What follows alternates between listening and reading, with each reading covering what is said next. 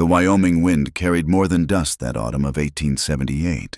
It brought whispers of change, promises of hardship, and for the Carter family ranch, it would soon deliver a destiny wrapped in calico and confusion. Eli Carter stood at the edge of the property line, his weathered hat casting shadows across eyes the color of storm clouds. At 24, he was the youngest of the Carter sons, but his shoulders bore the weight of a man twice his age. The ranch sprawled before him, 3,000 acres of stubborn grassland that fought tooth and nail against anyone foolish enough to try taming it. "Eli, get your hide back here!" Old Samuel Carter's voice boomed across the valley like thunder.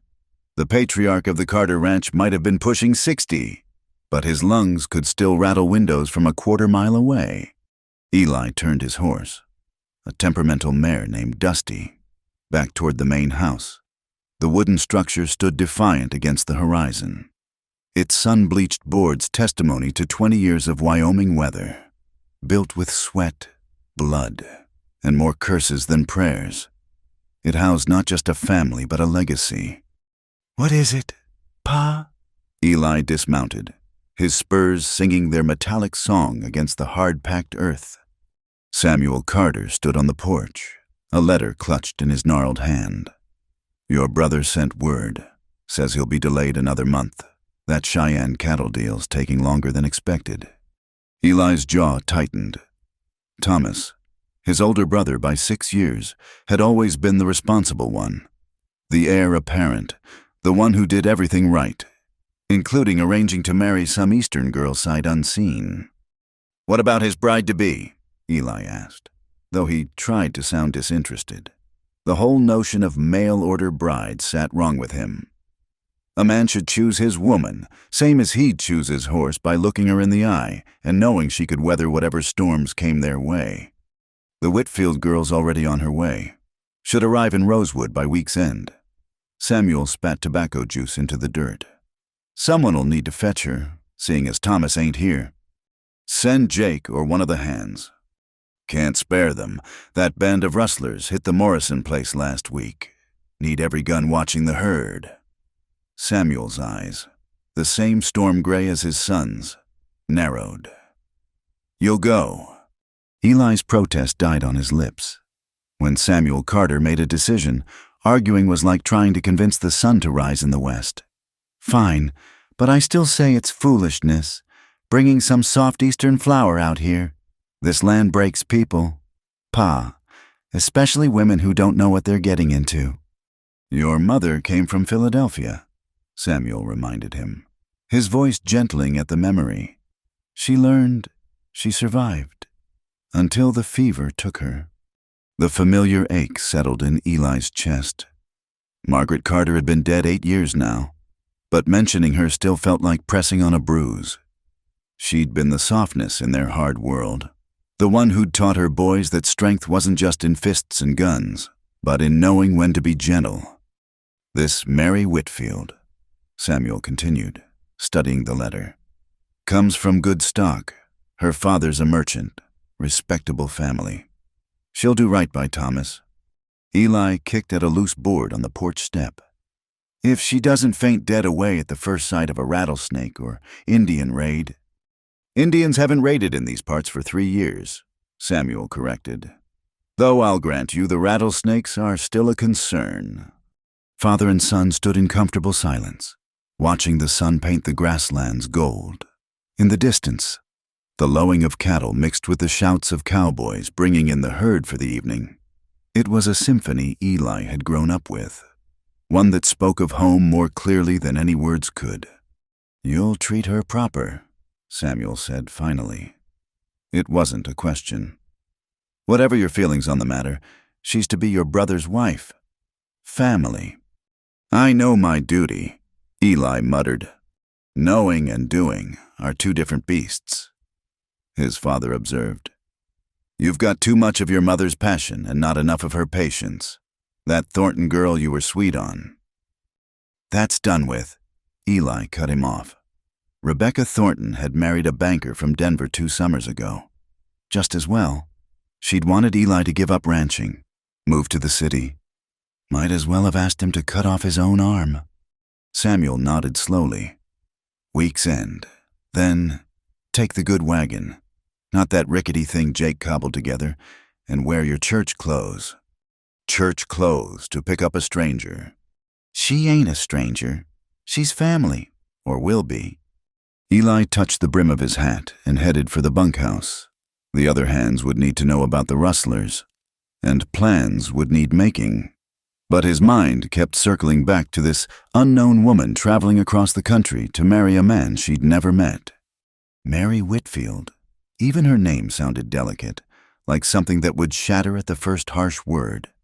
What kind of woman agreed to such an arrangement? Desperate adventuress, or simply naive about what awaited her in the untamed territories? The bunkhouse erupted in noise as he entered. A dozen cowboys in various states of exhaustion looked up from their card games and boot mending. Boss man's youngest, Jake Harrison called out.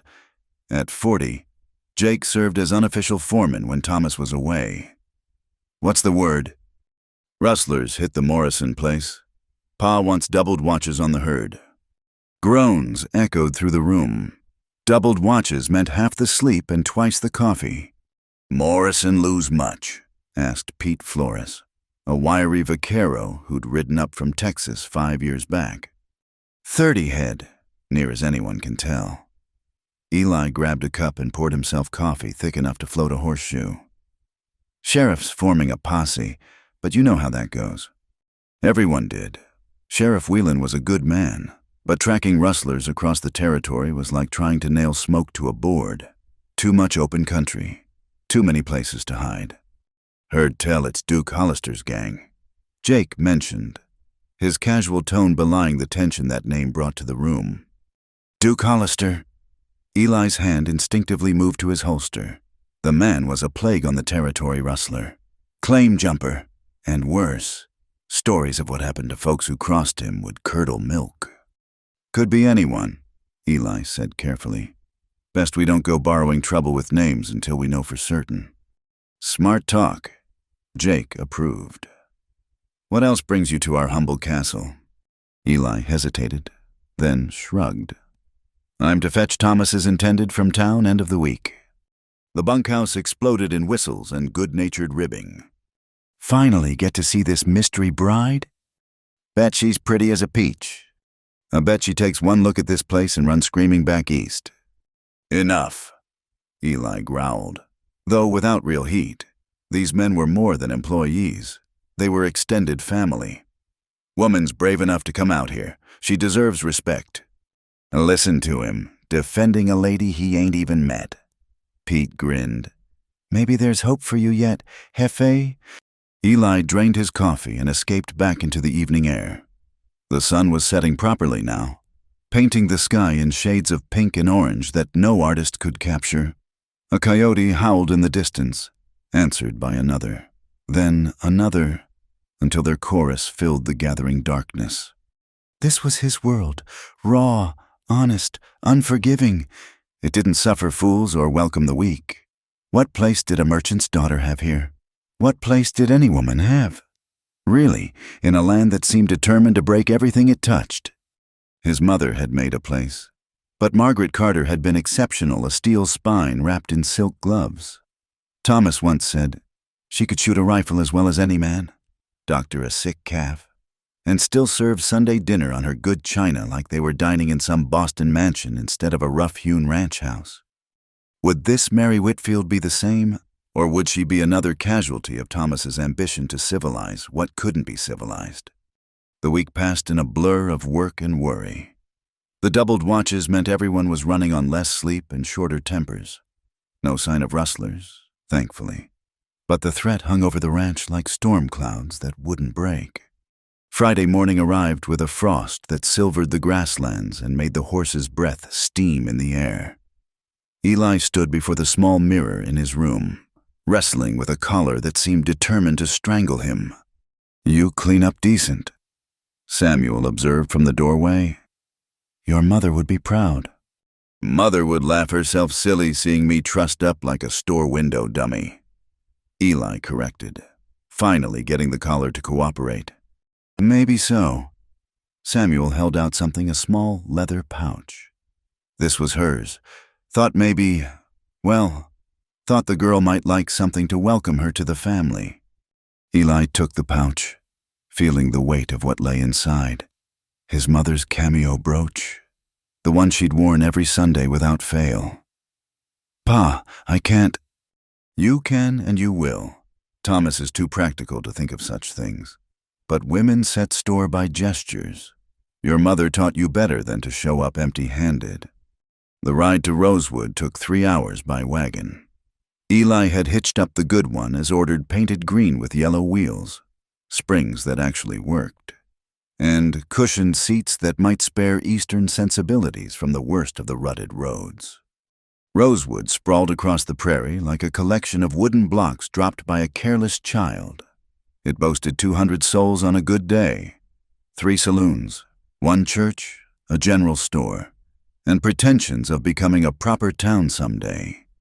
The railroad had promised to come through 5 years running, and folks still believed it might happen. Eli pulled up outside Rosewood's only hotel, a 2-story affair with delusions of grandeur called the Prairie Rose. Mrs. Hutchinson, who ran it with an iron fist and a whiskey-soaked husband, stood on the front steps like a general surveying troops. "Eli Carter," she called out, her voice carrying half a block. "Here for the Eastern girl." "News travels fast, ma'am." "Only news we got." She smoothed her apron, which was a lost cause given the variety of stains decorating it. "She arrived on yesterday's stage. Pretty little thing, if a bit peaked from the journey. Kept to her room mostly, taking meals on a tray. She poorly. Nervous, more like. Can't say I blame her. Coming all this way to marry a stranger takes guts or desperation, and I ain't figured which yet." Eli climbed the hotel steps, his spurs ringing with each stride. "Which room?" "Number 4. Knocked 10 minutes ago to tell her you'd be coming." "Mrs." Hutchinson's eyes glinted with the hunger of a gossip sensing prime material. "You be gentle with her. Eli Carter. Girl looks like she could use some kindness." Eli stood before the door marked with a brass number 4, suddenly aware of his rough hands and sun-weathered face. "What did you say to a woman who'd traveled 2,000 miles to marry your brother? Welcome to the family. Hope you survived the experience." He knocked, the sound seeming too loud in the narrow hallway. "Come in." The voice was soft, cultured, with a slight tremor that spoke of carefully controlled fear. Eli opened the door and forgot how to breathe. Mary Whitfield stood by the window, silhouetted against the morning light. She wasn't what he'd expected. No, she was nothing like what he'd expected, where he'd imagined pale fragility. She showed quiet strength. Her dark hair was pulled back in a simple style that emphasized clear green eyes and a determined chin. She wore a traveling dress of brown wool, practical rather than fancy, and her hands, when she clasped them before her, showed no rings or jewels. "Mr. Carter." She tilted her head slightly, studying him with those remarkable eyes. "Mr. Thomas Carter." "No, ma'am." Eli found his voice, though it came out rougher than intended. "I'm Eli, Thomas's brother. He's been delayed on business. I'm to bring you to the ranch." Something flickered across her face. Disappointment, relief. Before he could identify it, she'd smoothed her expression into polite neutrality. "I see. Thank you for coming. Mr. Carter." "Just Eli, ma'am. We don't stand much on formality out here." "Then you must call me Mary." She moved to gather her belongings, 2 modest carpet bags and a small trunk, not the mountain of luggage he'd expected from an Eastern lady. "Let me get those." Eli stepped forward, acutely aware of the small room and how it seemed to shrink with both of them in it. Their hands brushed as he took the bags, and he felt a jolt like touching a live wire. Mary pulled back quickly, color rising in her cheeks. "I apologize for the delay in meeting you," Eli said to fill the sudden silence. "Thomas is concluding some important business in Cheyenne. Cattle contracts. He should return within the month." A month. Her voice was carefully neutral, but Eli caught the uncertainty beneath. Here was a woman who'd burned her bridges, traveling to marry a stranger, only to find that stranger absent and his rough-hewn brother in his place. "The ranch is comfortable enough," he offered. "My father's there, and the hands are good men. You'll be safe and welcome." "Safe." She repeated the word like she was tasting it. "Yes, I suppose that's what matters most out here. Safety and stubbornness. Ma'am, can't have one without the other in Wyoming." That earned him the ghost of a smile. "I've been told I possess an unfortunate amount of the latter." "Then you'll do just fine." They made their way downstairs, Eli managing the bags while Mary navigated the narrow staircase with more grace than it deserved. Mrs. Hutchinson waited at the bottom, practically vibrating with curiosity. "You take care, dear," the older woman said, pressing a small package into Mary's hands. "Just some cornbread for the journey. Lord knows men don't think of such things." "You're very kind," Mary replied, and Eli heard genuine warmth in her voice. So she wasn't cold, just careful, smart, given the circumstances. Outside, Mary stopped at the sight of the wagon, her eyes widening slightly. "It's bigger than I expected." "Everything's bigger in Wyoming," Eli said, then mentally kicked himself for the awkward comment. "I mean, the distances between places, lots of ground to cover." He helped her onto the wagon seat, noting how she gathered her skirts with practiced efficiency. No false modesty or theatrical production, just a woman adapting to necessity. The first hour passed in relative silence, broken only by Eli pointing out landmarks and Mary asking occasional questions about the territory. Her voice grew steadier as they traveled, as if the open sky and endless grassland were medicine for whatever fears she carried. "There," Eli pointed to a distant line of mountains. "Those are the Rockies. Come winter, they'll be white as wedding cake." Mary studied the horizon with intense focus. "It's so empty, so vast. In Philadelphia, you can't see more than a block in any direction." "Does it frighten you?" She considered the question seriously. "It should, shouldn't it? All this space, this wildness. But—" She trailed off, searching for words. "But—" "It feels like breathing for the first time."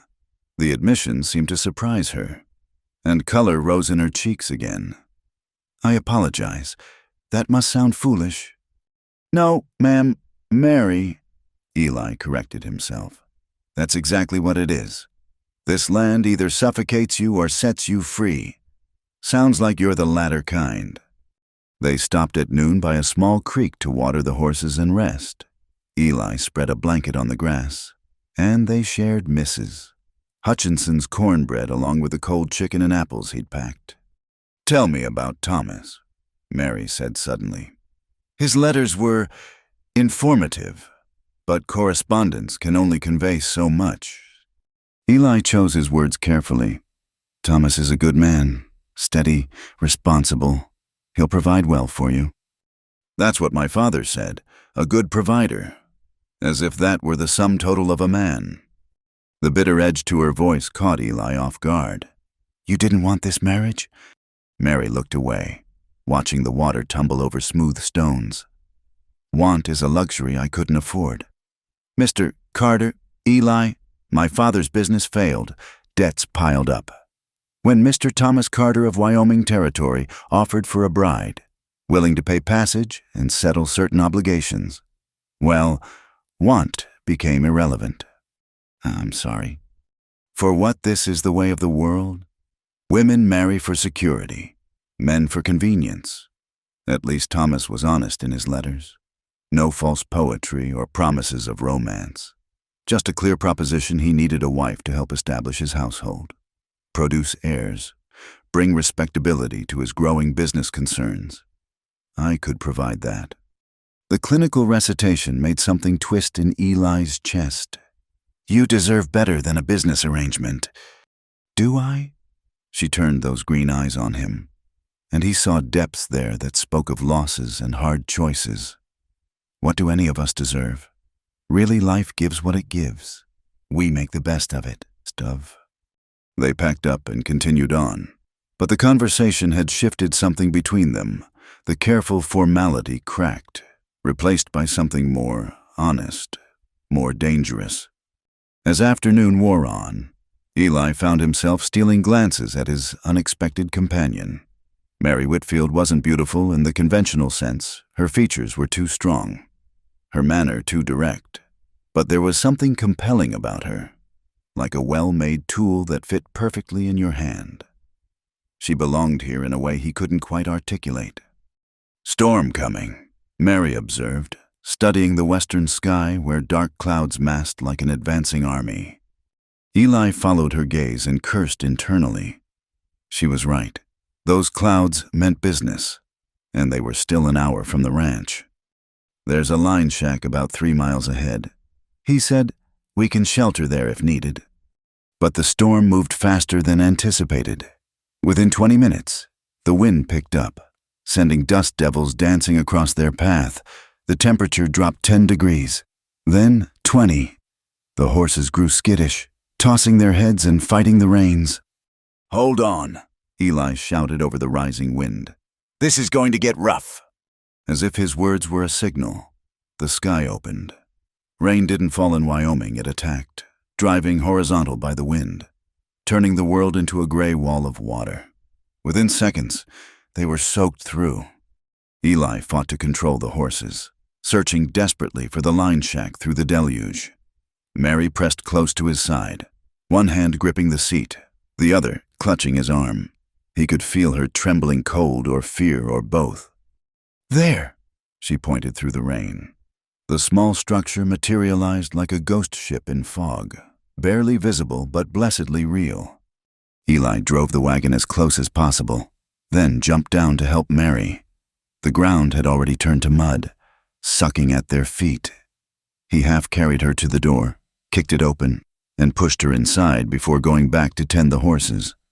By the time he'd unhitched the team and gotten them into the lean-to attached to the shack, Eli was soaked to the skin and shivering. He grabbed what supplies he could from the wagon and stumbled inside. Mary stood in the center of the single room, arms wrapped around herself, looking lost. Water pooled at her feet, and her careful hairstyle had come undone, leaving dark strands plastered to her face and neck. "We need to get warm," Eli said, moving to the small stove in the corner. Thank God someone had left kindling and a few logs. His hands shook as he built the fire, whether from cold or the awareness of being alone with her in this small space. He couldn't say, "Should I? That is, my dress." Mary's teeth chattered as she spoke. "There's blankets in that chest," Eli managed, not trusting himself to look at her.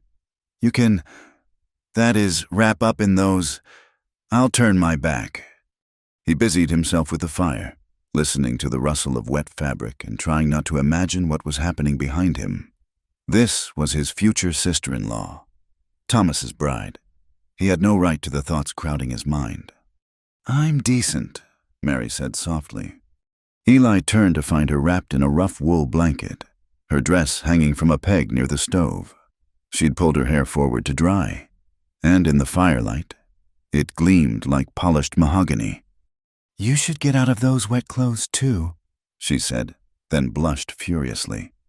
"I mean, you'll catch your death otherwise." "I'm fine." "No, you're not. You're shivering." She moved to the chest and pulled out another blanket, then turned her back. "Please, I promise not to look." There was something about the prim propriety of that promise, delivered while they sheltered from a storm in a 12-by-12 shack. That made Eli want to laugh, or cry, or pull her into his arms, and he stripped quickly, hanging his clothes next to hers, wrapping the blanket around himself like armor against inappropriate thoughts. "Now what?" Mary asked, still facing the wall. "Now we wait. Storm like this could last hours or blow over in minutes. No telling which." She turned slowly, clutching her blanket tight. In the dim light, with her hair loose and her usual careful composure stripped away. She looked younger, vulnerable, beautiful. "This isn't how I imagined my first day in Wyoming," she said with a shaky laugh. "How did you imagine it?" "I don't know. Meeting Thomas, I suppose. Being shown to my room. Beginning to learn my duties. Certainly not taking shelter in a—" She looked around the sparse shack. "What is this place exactly?" "Line shack. Cowboys use them when working the far pastures. Basic shelter, nothing more. And we're safe here." "From the storm, yes. But not from other things." She caught the hesitation in his voice. Eli chose honesty. "The rustlers I mentioned earlier, they're still about, but they be fools to be out in this weather, same as us." Mary nodded, accepting the danger with the same steady courage she'd shown all day. "Then we make the best of it." They sat on the floor near the stove, close enough to share warmth, but careful not to touch. The storm raged outside, turning the shack into an island in a sea of chaos. But inside, with the fire crackling and the strange intimacy of shared shelter, peace descended. "Tell me about your mother," Mary said suddenly. "What?" "You mentioned she died. I'm sorry for that, but what was she like? It would help to know about the woman who shaped the family I'm joining." So Eli talked. He told her about Margaret Carter, who'd played piano in a Philadelphia parlor before falling in love with a rough rancher at a cattle auction. How she'd scandalized her family by running away west. How she'd learned to rope and ride and shoot, but still insisted on teaching her boys proper manners and the value of Shakespeare. "She sounds remarkable," Mary said when he finished. "She was—" "Pa never got over losing her. Neither did Thomas. Really, I think that's partly why he wanted an Eastern bride, trying to recapture something." "And you, did you get over it?" Eli stared into the fire. "You don't get over losing someone like that. You just learn to carry it better." Mary was quiet for a long moment. Then, so softly he almost missed it over the storm, she said, "My mother died when I was 12. Consumption. She spent 2 years dying by degrees, getting thinner and paler until she just wasn't there anymore. I understand about learning to carry loss." Without thinking, Eli reached out and covered her hand with his. She didn't pull away. "I'm glad you're here," he said, then immediately wanted to take it back. What right did he have to be glad she wasn't his? Would never be his. "Are you—" She looked at him with those deep green eyes, and he saw his own confusion reflected there. "Even though I'm not what you expected. Especially because you're not what I expected." The words hung between them like a confession. Mary's lips parted as if to speak, but no sound came. The fire popped, sending sparks up the chimney. Outside, the storm began to ease, though rain still drummed on the roof. "We should try to sleep," Eli said, breaking the spell. "I'll bed down by the door. You take the spot by the stove." "Eli, please." He stood abruptly, needing distance. "It's been a long day. Tomorrow will be longer." He made himself a pallet by the door, as far from her as the small space allowed. But sleep didn't come easy. Every time he closed his eyes, he saw her face in the firelight, felt the touch of her hand under his. This was madness. She was Thomas's bride. In a month, she'd be his sister-in-law. Whatever this was, attraction, connection, or simple storm-induced proximity, it had to stop. But knowing something and doing it, as his father had observed, were two very different beasts. The storm passed near midnight, leaving crystal-clear skies and air that smelled of sage and rain. Eli lay awake, listening to Mary's quiet breathing, and wondered what price he'd pay for this day, what price they'd both pay. Because he knew, with the bone-deep certainty of a man who'd lived his whole life reading the signs of weather and trouble, that this was just the beginning. The storm outside had passed. The one between them had only started to gather its clouds. The morning came too soon, painting the eastern sky in shades of rose and gold. Eli woke to find Mary already dressed, her hair pinned back in its proper style, studying the landscape through the shack's single window. "The storm washed everything clean," she said without turning. "It's like looking at a different world." Eli rose stiffly from his makeshift bed, wrapping the blanket tighter around himself. In the light of day, their situation felt more precarious, more improper. "I'll check the horses, see if the wagon's fit to travel. Your clothes should be dry." She kept her gaze fixed outside, a faint blush coloring her cheeks. I'll wait here." The journey to the ranch took 2 more hours, made slower by muddy roads and swollen creeks. They spoke little, both wrapped in thoughts too dangerous to voice, but the silence wasn't uncomfortable. It was the quiet of 2 people who'd shared something unexpected and didn't quite know what to do with it. The Carter Ranch appeared gradually. First the outbuildings, then the corrals. Finally, the main house standing proud against the backdrop of distant mountains. Eli felt the familiar surge of homecoming mixed with an unfamiliar dread. Everything was about to change. "It's larger than I expected," Mary observed, her hands clasped tight in her lap. "Thomas has been building it up. Says a successful ranch needs to look the part." Eli couldn't keep the slight edge from his voice. His brother's ambitions had always run toward the grand. As they pulled into the yard, men emerged from various directions, ranch hands curious about the new arrival. Samuel Carter stood on the porch, his weathered face unreadable. "Pa," Eli called out. "This is Miss Mary Whitfield. Mary, my father, Samuel Carter." Mary descended from the wagon with natural grace. Despite her travel-worn appearance, she approached Samuel with neither timidity nor false bravado, extending her hand like a man would. "Mr. Carter, thank you for welcoming me to your home." Samuel studied her for a long moment, then took her hand in his calloused one. "It's your home now, too, Miss, or will be, once Thomas gets back." His eyes flicked to Eli, noting their dampened clothes and wind-tangled hair. "Run into weather." "Storm caught us," Eli said quickly. "Had to shelter at the line shack." Something shifted in Samuel's expression, but he merely nodded. "Jake, help Eli with the bags. Mrs. Vera will show you to your room. Miss Whitfield, you'll want to rest and refresh yourself." Vera Gonzalez, the ranch's longtime cook and housekeeper, appeared as if summoned. A sturdy Mexican woman in her 50s. She'd been with the Carters since Thomas was in short pants. Her dark eyes took in Mary with a sharp assessment. "Come, señorita. You look ready to drop. Hot bath and hot meal, that's what you need." Mary glanced back at Eli, and in that brief look, he saw questions, uncertainty, and something else that made his chest tight. Then she was gone, following Vera into the house, and Eli was left standing in the yard with his father's knowing gaze upon him. "Just a storm," Samuel said. It wasn't a question. "Just a storm," Eli confirmed, but the words felt like lies on his tongue. The next few days established a routine of careful avoidance. Eli threw himself into ranch work, leaving before dawn and returning after dark. Mary, from what he heard, spent her time with Vera, learning the household routines and exploring the immediate grounds.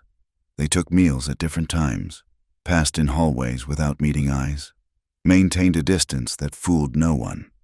"You're being a damn fool," Jake told him bluntly on the 3rd day. They were mending fence on the north pasture, the autumn sun warm on their backs. "Don't know what you mean," Eli grunted, wrestling with a stubborn post. "That girl's been here 3 days, and you've spoken maybe 10 words to her. She's going to be family, boss. Might want to try being friendly." "She's Thomas's concern, not mine." Jake spat tobacco juice and shook his head. "Your brother's a good man, but he's got all the romance of a fence post. That girl deserves someone who sees her as more than a business arrangement." "Drop it, Jake." But Jake had never been one to follow orders when it came to speaking his mind. "I saw how you looked when you brought her in, both of you wind-blown and rain-soaked, trying so hard not to touch. Whatever happened in that storm? Eli's fist connected with Jake's jaw before he'd made the conscious decision to throw it. The older man went down hard, hat flying, and Eli stood over him, breathing hard, fists still clenched. Jake touched his jaw, working it side to side. Then, amazingly, he grinned. "Well now, guess I hit a nerve." "I'm sorry," Eli said, extending a hand to help him up. "I don't know why." "Sure you do." Jake accepted the hand, groaning as he stood. "Question is, what are you going to do about it?" "Nothing. There's nothing to do. She's marrying Thomas." "Maybe, maybe not. Lot can happen in a month." Eli turned back to the fence, but his hands shook as he worked, because Jake was right, and that was the hell of it. A lot could happen. A lot had already happened, and pretending otherwise was getting harder by the hour. That evening, fate intervened in the form of Samuel's bad back. The old man could barely move from his chair, face gray with pain. Vera fussed over him with liniment and hot compresses, while Mary hovered nearby, clearly wanting to help but unsure of her place. "Someone needs to ride to town," Vera announced. "Senor Samuel needs the medicine from Dr. Morrison." "I'll go," Eli said immediately. "No." Samuel's voice was strained but firm. "You're needed here. Take Mary with you. She should see the town anyway. Meet people. Can't hide her away forever." Eli wanted to protest, but the logic was sound. Mary would need to know Rosewood, establish herself in the community, and someone should accompany her this first time. "If Miss Whitfield agrees," he said carefully. "Of course," Mary said, her voice steady despite the slight tremor in her hands. "I'll get my shawl." The ride to town was quiet at first, both of them carefully proper, carefully distant. But as the miles passed, the enforced proximity began to work its magic. Mary asked about the plants they passed, the birds wheeling overhead, the distant mountains. Eli found himself relaxing, sharing stories about the land, pointing out landmarks. "There," he indicated a cluster of cottonwoods. "That's where Thomas and I camped the first time Pa let us ride to town alone. I was 12. Thought I was a man. Got scared by an owl in the night and cried like a baby." Mary's laugh was like water in the desert. "How old was Thomas?" 18. Old enough to know better than to tease, but he did anyway. Called me Owl Boy for months. "Brothers can be cruel," she observed. "Though I wouldn't know from experience. I always wanted siblings. Lonely being an only child. Sometimes, especially after Mother died. Father threw himself into business. I think I reminded him too much of her." They reached Rosewood as the sun touched the horizon, painting the shabby buildings in forgiving gold. Eli helped Mary down from the wagon, his hands lingering perhaps a moment too long at her waist. "We'll see Doc Morrison first," he said, voice rougher than intended. "Then maybe the general store, if you need anything." Dr. Morrison's office occupied the front of his home, a neat frame building that spoke of Eastern sensibilities. The doctor himself, a thin man with kind eyes behind wire spectacles, greeted them warmly. "Eli Carter, and this must be the bride-to-be everyone's talking about." Mary stiffened slightly. "News travels fast here. Only entertainment we have." Doc Morrison said cheerfully, "Welcome to Rosewood, Miss Whitfield. I hope you'll be very happy here." While the doctor prepared Samuel's medicine, Mary wandered to the window, watching the street. Eli saw her shoulders tense and followed her gaze. 3 rough-looking men lounged against the saloon across the way, passing a bottle between them. One caught sight of Mary and nudged his companions. "Trouble?" Eli asked quietly, moving closer. "I don't know. Are they—" "Drifters, probably, not locals." But Eli's hand moved instinctively to his gun. Something about the way they watched Mary set his teeth on edge. They left the doctor's office quickly, Eli keeping himself between Mary and the men across the street, at the general store. He was relieved to find Mrs. Patterson, the proprietress, in full gossip mode. "Miss Whitfield? Oh, what a pleasure." The plump woman practically vibrated with excitement. "You must tell me everything about Philadelphia. Is it true the ladies there wear bustles so large they can't fit through doorways?" Mary handled the interrogation with grace, deflecting the more personal questions while satisfying Mrs. Patterson's curiosity about Eastern fashions. Eli found himself watching her with growing admiration. She had a way of being friendly without revealing anything important, of maintaining dignity without seeming aloof. They were selecting thread when the door chimed. The three men from the street entered, bringing with them the smell of whiskey and trail dust. The largest, a man with cold blue eyes and a scar across his left cheek, looked directly at Mary. Well, what have we here?" His voice was cultured, at odds with his rough appearance. "Beauty like that doesn't belong in a place like this." "The lady's with me," Eli said quietly, stepping forward. Scarface's gaze shifted to him, dismissive. "Don't recall asking you, boy." "And I don't recall inviting conversation," Eli replied, keeping his voice level.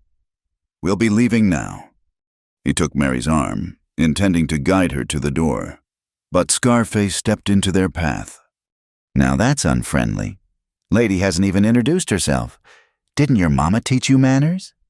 Eli felt Mary's hand tighten on his arm. Whether in fear or warning, he couldn't tell. "My mother taught me plenty, including how to deal with men who don't know when to step aside." The tension in the store thickened. Mrs. Patterson had retreated behind her counter, hand reaching for something, probably the shotgun she kept there. The other two drifters spread out, flanking their leader.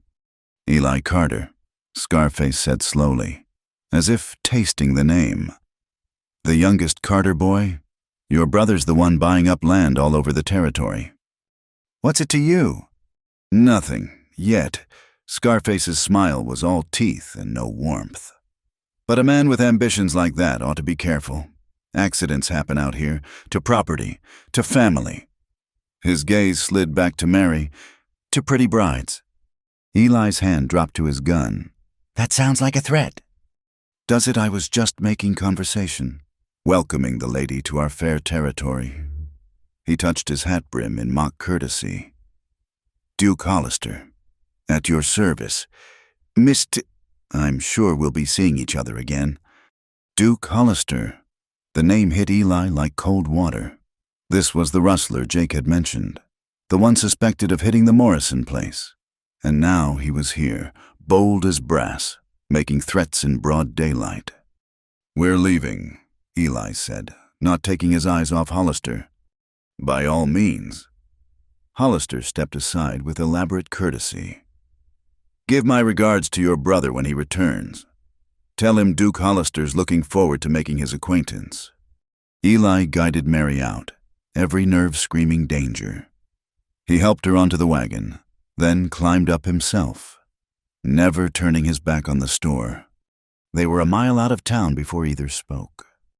"That man," Mary said, voice shaking slightly. "He's dangerous." "Yes?"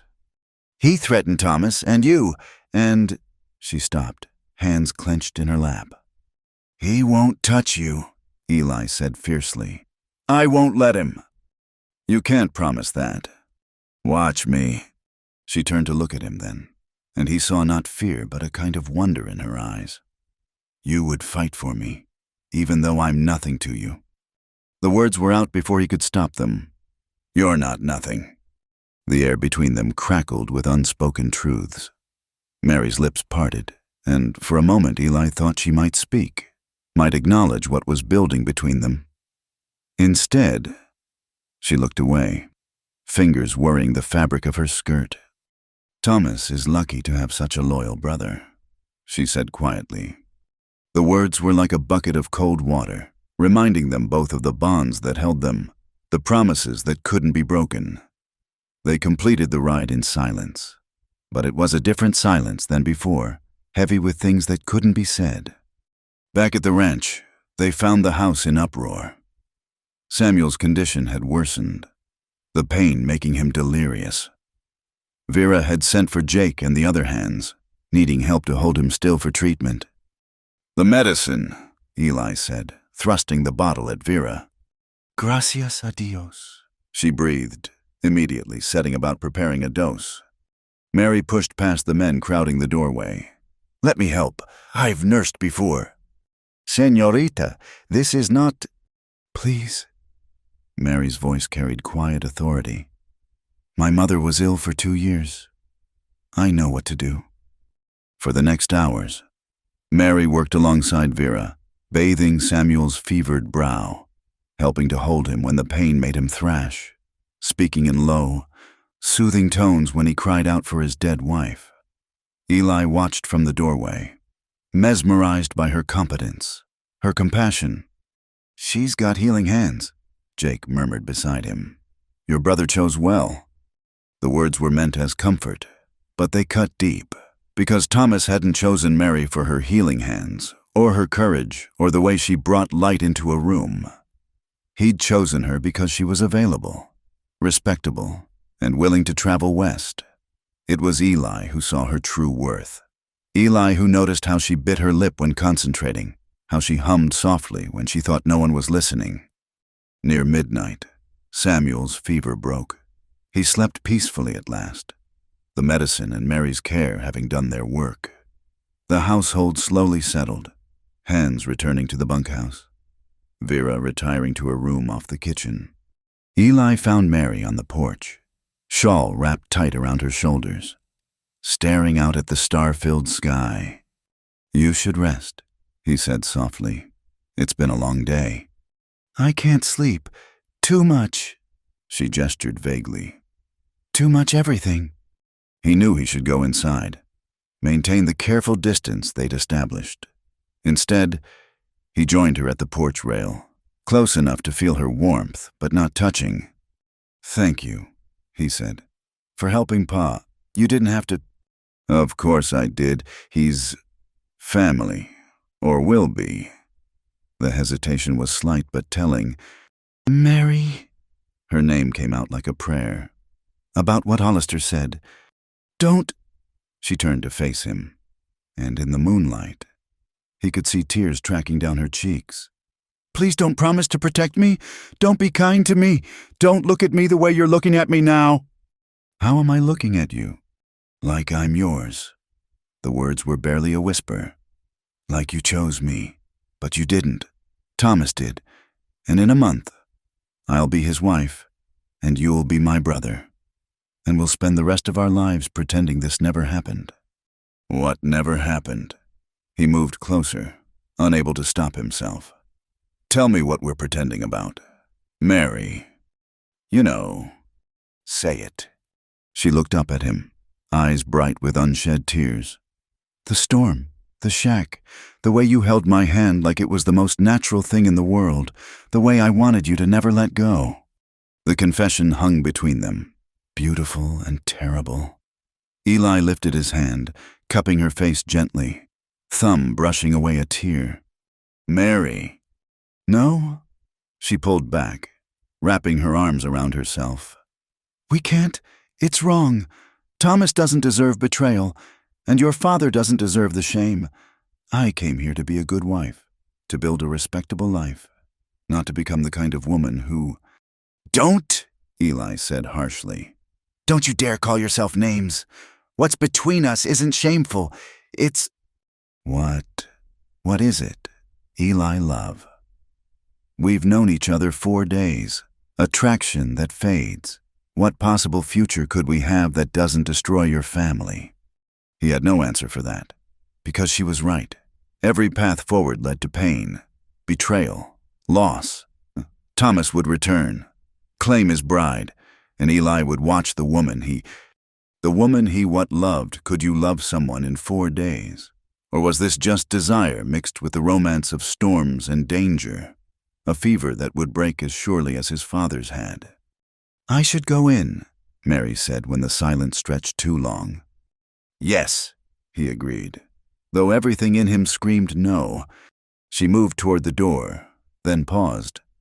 Eli, what I said before, about you looking at me like I was yours, I was wrong. Hope flared in his chest. Oh, you look at me like you've chosen me. There's a difference. She disappeared inside before he could respond, leaving him alone with the stars and the weight of impossible choices. In his cabin, he'd moved out there the night they'd returned. Unable to sleep under the same roof, Eli lay awake thinking about Duke Hollister's threats, about Mary's tears, about the difference between possession and choice. In the main house, unknown to him, Mary stood at her bedroom window, looking out at the cabin where a single lamp still burned. She pressed her hand to the glass as if she could touch him across the distance, then let it fall. In a month, Thomas would return. In a month, she would become Mrs. Thomas Carter, respectable wife, dutiful sister-in-law. In a month, all of this would be nothing but a memory, a secret to carry like a stone in her chest. But they didn't have a month. Neither of them knew it yet. But Duke Hollister was already making plans. The storm that had brought them together was nothing compared to what was coming. And in the crucible of violence and choice that awaited, they would learn the true price of love in a land that demanded everything and forgave nothing. For now, though, they had only the night, the impossible distance between house and cabin, and the terrible knowledge that choosing each other meant destroying everything else. In his cabin, Eli made a decision. He would stay away from her. He would be the brother Thomas deserved, the son his father had raised. He would bury whatever this was so deep it would never see daylight. In her room, Mary made the same vow. She would be the wife Thomas had paid for, the daughter-in-law Samuel expected. She would forget the feeling of Eli's hand on hers, the safety of his presence in the storm. They were good intentions, noble even, but the heart has its own compass. And in the wild territories of Wyoming, true north had a way of asserting itself despite all human plans. The lamp in Eli's cabin burned until dawn. When the first rays of sun painted the mountains gold and a rider appeared on the horizon, not Thomas returning early, but a messenger with news that would change everything. But that is a story for another day. For now, there was only the night, the choices made in darkness, and the weight of a love that had no right to exist but refused to be denied. The messenger arrived as the ranch was stirring to life, his horse lathered with sweat from hard riding. Eli met him in the yard, already dressed for the day's work, trying to maintain the distance from Mary he'd sworn to keep. "A letter from Cheyenne," the rider gasped, sliding from his saddle. "From Thomas Carter. Said it was urgent." Eli's heart sank as he took the sealed envelope. Whatever news his brother sent with such haste couldn't be good. He gave the messenger a coin and directions to the kitchen for food before heading to find his father. Samuel was up, moving stiffly but determined to resume his duties. Mary sat with him at the breakfast table, reading aloud from a week-old newspaper. The domestic scene made Eli's chest ache with longing for what couldn't be. "Letter from Thomas," he announced from the doorway, avoiding Mary's eyes. Samuel's weathered hands trembled slightly as he broke the seal. His expression grew more grave with each line. Finally, he set the letter down and rubbed his face. "What is it?" Mary asked quietly. "The cattle contracts fell through. Some kind of disease in the herds back east they're not buying." Samuel's voice was steady, but Eli heard the worry underneath. "Thomas says he needs to travel to Denver, maybe San Francisco, try to find new buyers." "How long?" Eli asked, though he already knew the answer would complicate everything. 2 months, maybe 3. Samuel looked at Mary apologetically. "I'm sorry, my dear. This isn't what you were promised."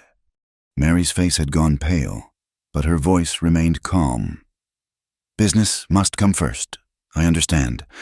"No," Samuel said firmly. "You've traveled across the country to marry my son. This delay, it's not right, not proper." The unspoken concern hung heavy in the air. A young, unmarried woman living for months with men she barely knew, even with Vera's presence. Tongues would wag. Mary's reputation, already fragile after arriving for a groom who wasn't present, would suffer. "I could return to town," Mary suggested. "Take a room at the hotel until Thomas returns." "For 3 months," Eli spoke before thinking. "The expense alone." "I have some money saved," Mary said, finally meeting his eyes. The look lasted only a moment, but it was enough to make his breath catch. "Nonsense," Samuel declared. "Your family. Or near enough. We'll make it work. Vera will move into the house proper, be a constant companion, and I'll speak to Reverend Morrison about the situation. Make it clear that everything's proper." But Eli saw the doubt in Mary's eyes, the same doubt gnawing at him. 3 months. 3 months of seeing her every day, of watching her become part of the ranch's rhythm, of pretending he didn't want to reach for her every time she passed. "There's more," Samuel continued reluctantly. "Thomas mentions that Duke Hollister has been seen in Cheyenne, asking questions about our operations, our contracts. He's following Thomas." Eli's hand instinctively went to his sidearm. "Seems so. Thomas thinks Hollister's trying to muscle in on the cattle business, use intimidation to take over contracts." Samuel's jaw tightened. "He warns us to be careful." "We need more men," Eli said. "If Hollister's gang comes here?" "I'll not live in fear on my own land." Samuel interrupted. "But you're right. I'll send word to Fort Laramie, see if they can spare a patrol, and we'll hire a few more hands. Good men who know how to use a gun." The rest of breakfast passed intense discussion of security measures and ranch business. Mary listened quietly, and Eli noticed how she absorbed information, filing it away. She was already thinking like a rancher's wife, even if the rancher himself was absent. Later, as Eli prepared to ride out with the hands, Mary caught him by the barn. She'd been helping Vera with the chickens, and a few feathers clung to her dark hair. The sight made her seem both more beautiful and more unreachable. She was settling in, becoming part of the fabric of daily life he'd have to watch her share with Thomas. "I need to speak with you," she said, glancing around to ensure they were alone. "Mary, we agreed." "This isn't about that." Her chin lifted with determination. "It's about Duke Hollister. There's something I didn't tell you yesterday." Eli stepped closer, concerned. "What?" "When you were paying Mrs. Patterson, he said something else, quietly, so only I could hear." She took a breath. "He said Thomas wasn't the only Carter with something to lose, that younger brothers shouldn't reach for things that don't belong to them." Cold fury washed through Eli. "He threatened you because of me." I think he saw something between us, in how you defended me, how we stood together." Mary's voice dropped. "We weren't as careful as we thought." "I'll kill him." The words came out flat, matter of fact. "No." Mary grabbed his arm as he turned. "That's what he wants, to provoke something, to have an excuse for whatever he's planning." "Then what do you suggest? Let him make threats. Let him think he can intimidate us." "Be smart. Be careful. Be everything he doesn't expect." Her hand was still on his arm, and Eli felt the touch like a brand. "Don't give him ammunition to use against your family." "Our family," Eli corrected without thinking, then caught himself. I know what you mean." Mary released him, stepping back.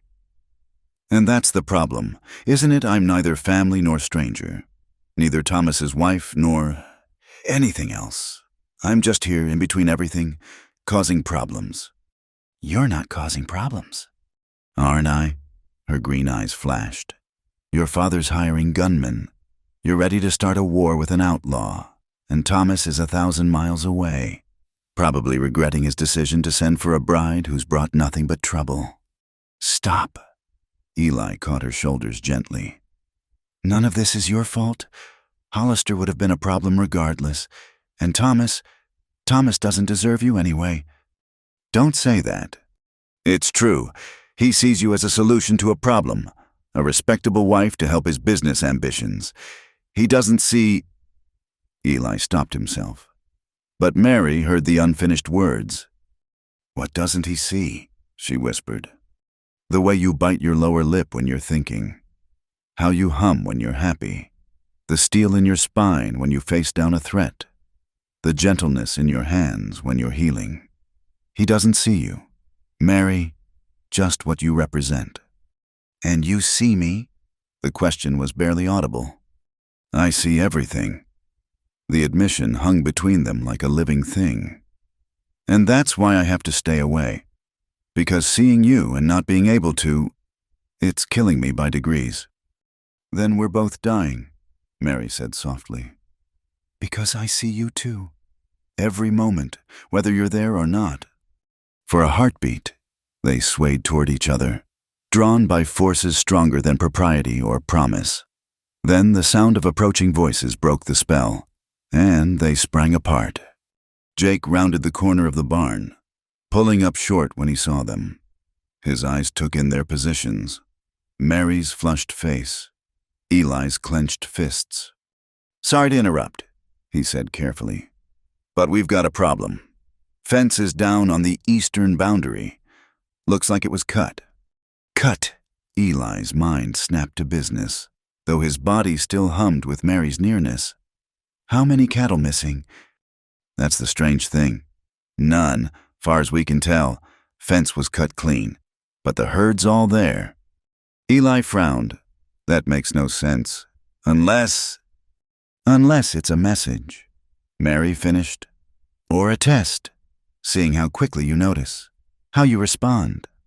Jake looked at her with new respect. "That's sharp thinking, miss." "Show me," Eli ordered. He glanced at Mary. "You should get back to the house." "Be careful," she said, and the concern in her voice nearly undid his resolve to keep distance between them. The ride to the eastern boundary took an hour. Jake had brought Pete and two newer handsmen Samuel had hired just that week. They were older, harder-eyed than the usual cowboys, and they handled their weapons with the ease of long practice. The fence was indeed cut, 3 clean slices through the wire that spoke of deliberation rather than accident. "Tracks?" Eli asked. Pete had already dismounted, studying the ground. 3 horses, maybe 4, came from the north, left the same way, toward the canyon lands. Jake observed, "Lot of places to hide up there." Eli made a decision. "We follow, carefully. I want to know where they're holed up." "Could be a trap," one of the new hands warned. "Could be, but we can't defend against what we don't understand." They tracked the riders for 2 hours, moving higher into the rocky terrain where the grasslands gave way to scrub pine and sandstone. The trail was almost too easy to follow, and Eli's instinct screamed warning. He was about to call a halt when Pete held up a hand. "Smoke, maybe half a mile ahead." They left the horses with one man and proceeded on foot, using the broken landscape for cover. The camp, when they finally saw it, was exactly what Eli feared: too obvious, too careless. 3 men sat around a fire, passing a bottle. Their horses hobbled nearby, but something was wrong.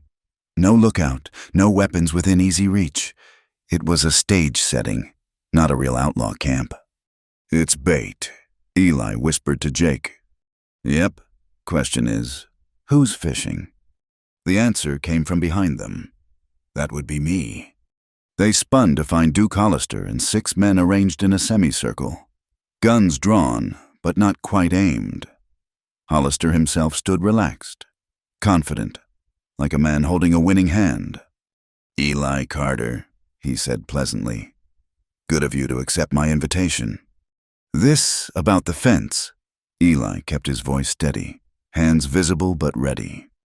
"The fence was just to get your attention. This is about business. Your brother's business. Specifically, Thomas isn't here." "I know exactly where Thomas is. San Francisco, last I heard, desperately trying to salvage his dreams of being a cattle baron." Hollister's smile was cold. "But you see, I have plans of my own. This territory's changing. Railroad's coming through next year. Man who controls the cattle trade when that happens will be very rich indeed." So, you want our contracts? I want more than that. I want the Carter Ranch, the water rights, the grazing lands. All of it. Hollister's men shifted slightly, ready for violence. Your brother's overextended. Those failed contracts in Cheyenne. That was me. Few words in the right ears about disease, about unreliable suppliers. Amazing how quickly buyers spook. Eli felt rage building but kept it leashed. You ruined him. I created an opportunity. Now, you can be smart about this. Convince your father to sell. I'll pay fair price, more than fair, considering Thomas's debts will be coming due soon. And if we don't sell... Hollister's eyes glittered. Well, ranching's dangerous work. Accidents happen.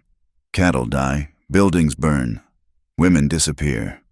The threat to Mary, implied but clear, nearly broke Eli's control. You touch anyone on our ranch. I'll do whatever's necessary to get what I want, Hollister interrupted.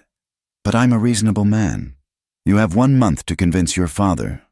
After that, he shrugged eloquently. My father will never sell. Then you'd better change his mind, for everyone's sake. Hollister gestured to his men, who began backing away, guns still ready. Oh, and Eli, that pretty bride of your brother's? She really is lovely. Be a shame if something happened before Thomas got back to claim her. They left Eli and his men standing there, outnumbered and outmaneuvered. The ride back to the ranch was silent, each man lost in his own thoughts about what came next. Eli found his father in his study, going over accounts. The news about Hollister's ultimatum aged Samuel 10 years in as many seconds. He orchestrated everything, Samuel said heavily. The failed contracts, Thomas having to leave, all of it. What do we do? We don't sell, not to him, not to anyone. Steel entered the old man's voice. This land is Carter land. We've bled for it, buried your mother on it. I'll die before I hand it to a snake like Hollister. Then we need help, real help, not just a few hired guns. Samuel nodded slowly. I'll wire the territorial governor and the army. If Hollister wants a war, we'll give him one he won't forget. But Eli knew it wouldn't be that simple. Men like Hollister didn't fight fair. They struck at weakness, at what mattered most, and increasingly. What mattered most to Eli was a green-eyed woman who should have belonged to his brother but had somehow claimed his heart instead. That evening, Eli found Mary in the small garden behind the house. She was tending the late roses, her hands gentle on the thorns. The setting sun turned her hair to burnished copper. You heard? He asked. Vera told me. 1 month. She didn't look up from the flowers. What will you do? Fight. It's all we can do. And if you lose? We won't. But his certainty sounded hollow even to himself. Mary finally faced him. I could leave. If I'm not here, he has one less weapon to use against you. No. The word came out harsher than intended. Running won't stop him, and I won't have you driven off by threats. It's not your choice. Isn't it? Eli stepped closer. You think I could just let you go, watch you get on a stage and disappear? You think that would be easier than fighting Hollister? It would be safer. For everyone. To hell with safe. The profanity made her eyes widen. I've been playing it safe for days, keeping distance, pretending you don't matter. But you do. God help me. Mary, you matter more than anything. Don't. Her voice broke. Please don't say things like that. Not when everything's falling apart. When else should I say them? When Thomas comes back, when you're wearing his ring. Eli caught her hands, heedless of the thorns. I know this is wrong. I know I'm betraying my brother, my father, everything I was raised to honor, but I can't stop. I can't look at you and feel nothing. And what do you feel? The question was a challenge, a demand for truth in a world of lies. Like I've been sleeping my whole life and you woke me up. Like every sunrise is brighter because you might see it too. like I'd fight the whole world just to keep you safe. He brought her hands to his lips, kissing each palm gently. I love you, Mary.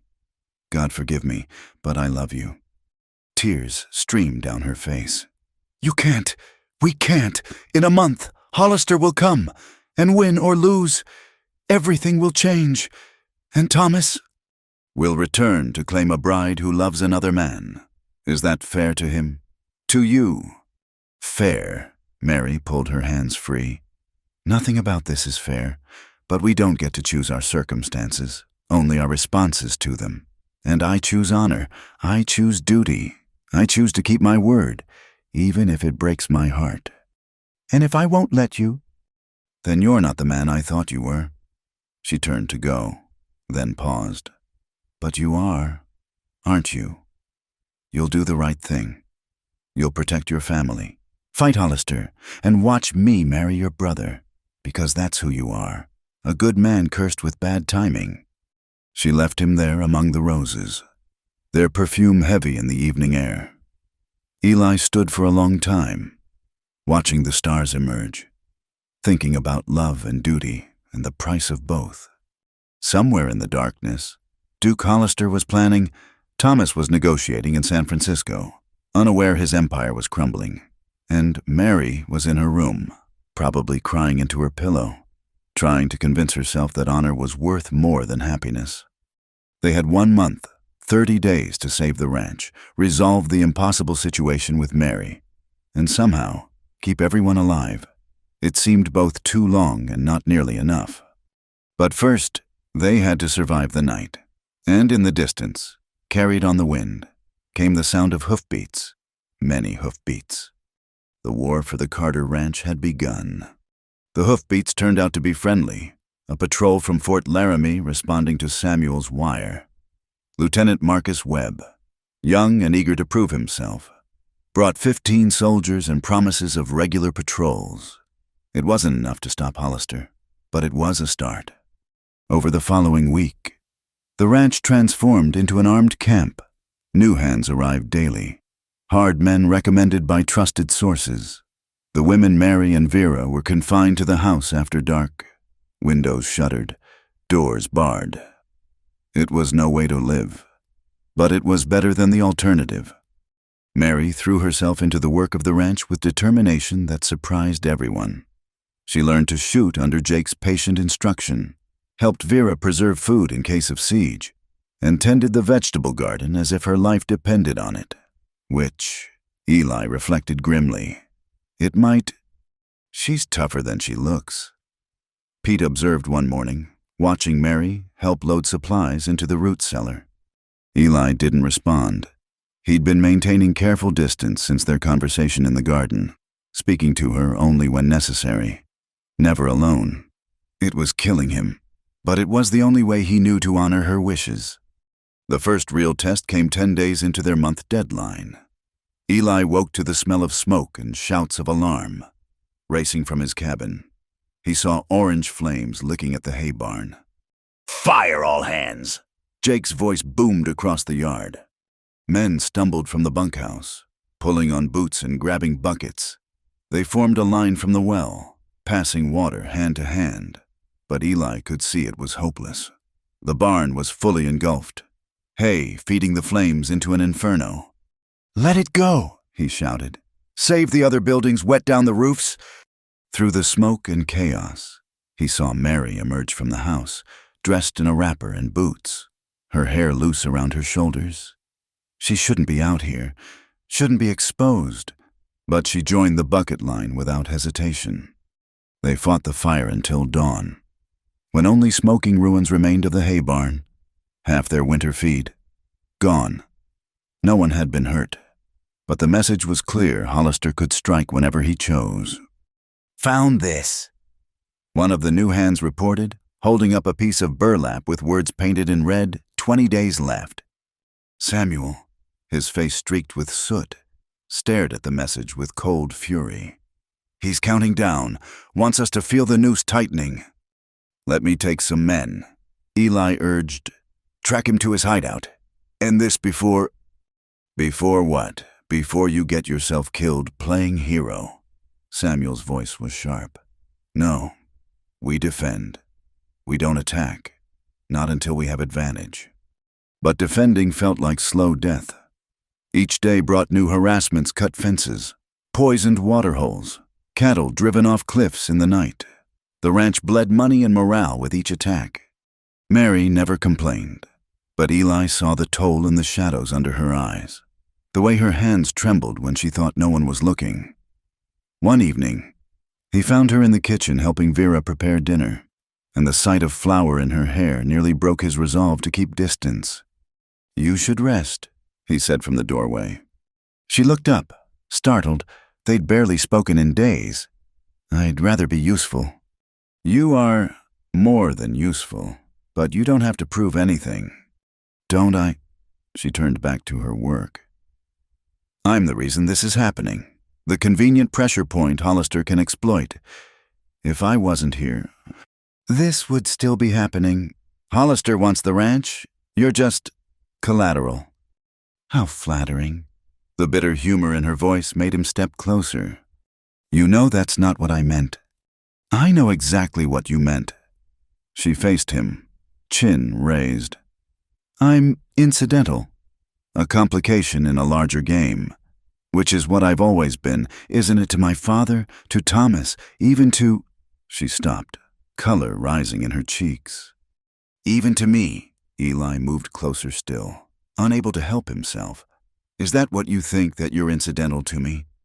"Aren't I? In the grand scheme of things, your family's legacy is at stake. Your father could lose everything. Your brother's future is crumbling. And here I am, just the inconvenient woman who showed up at the wrong time." "Stop!" He caught her shoulders, flour transferring from her dress to his hands. "You're not inconvenient. You're not incidental. You're—" "What?" The challenge in her eyes was mixed with something else, hope. Maybe, or desperation. "What am I, Eli?" "Everything," he said simply. "You're everything I never knew I wanted. Everything I can't have.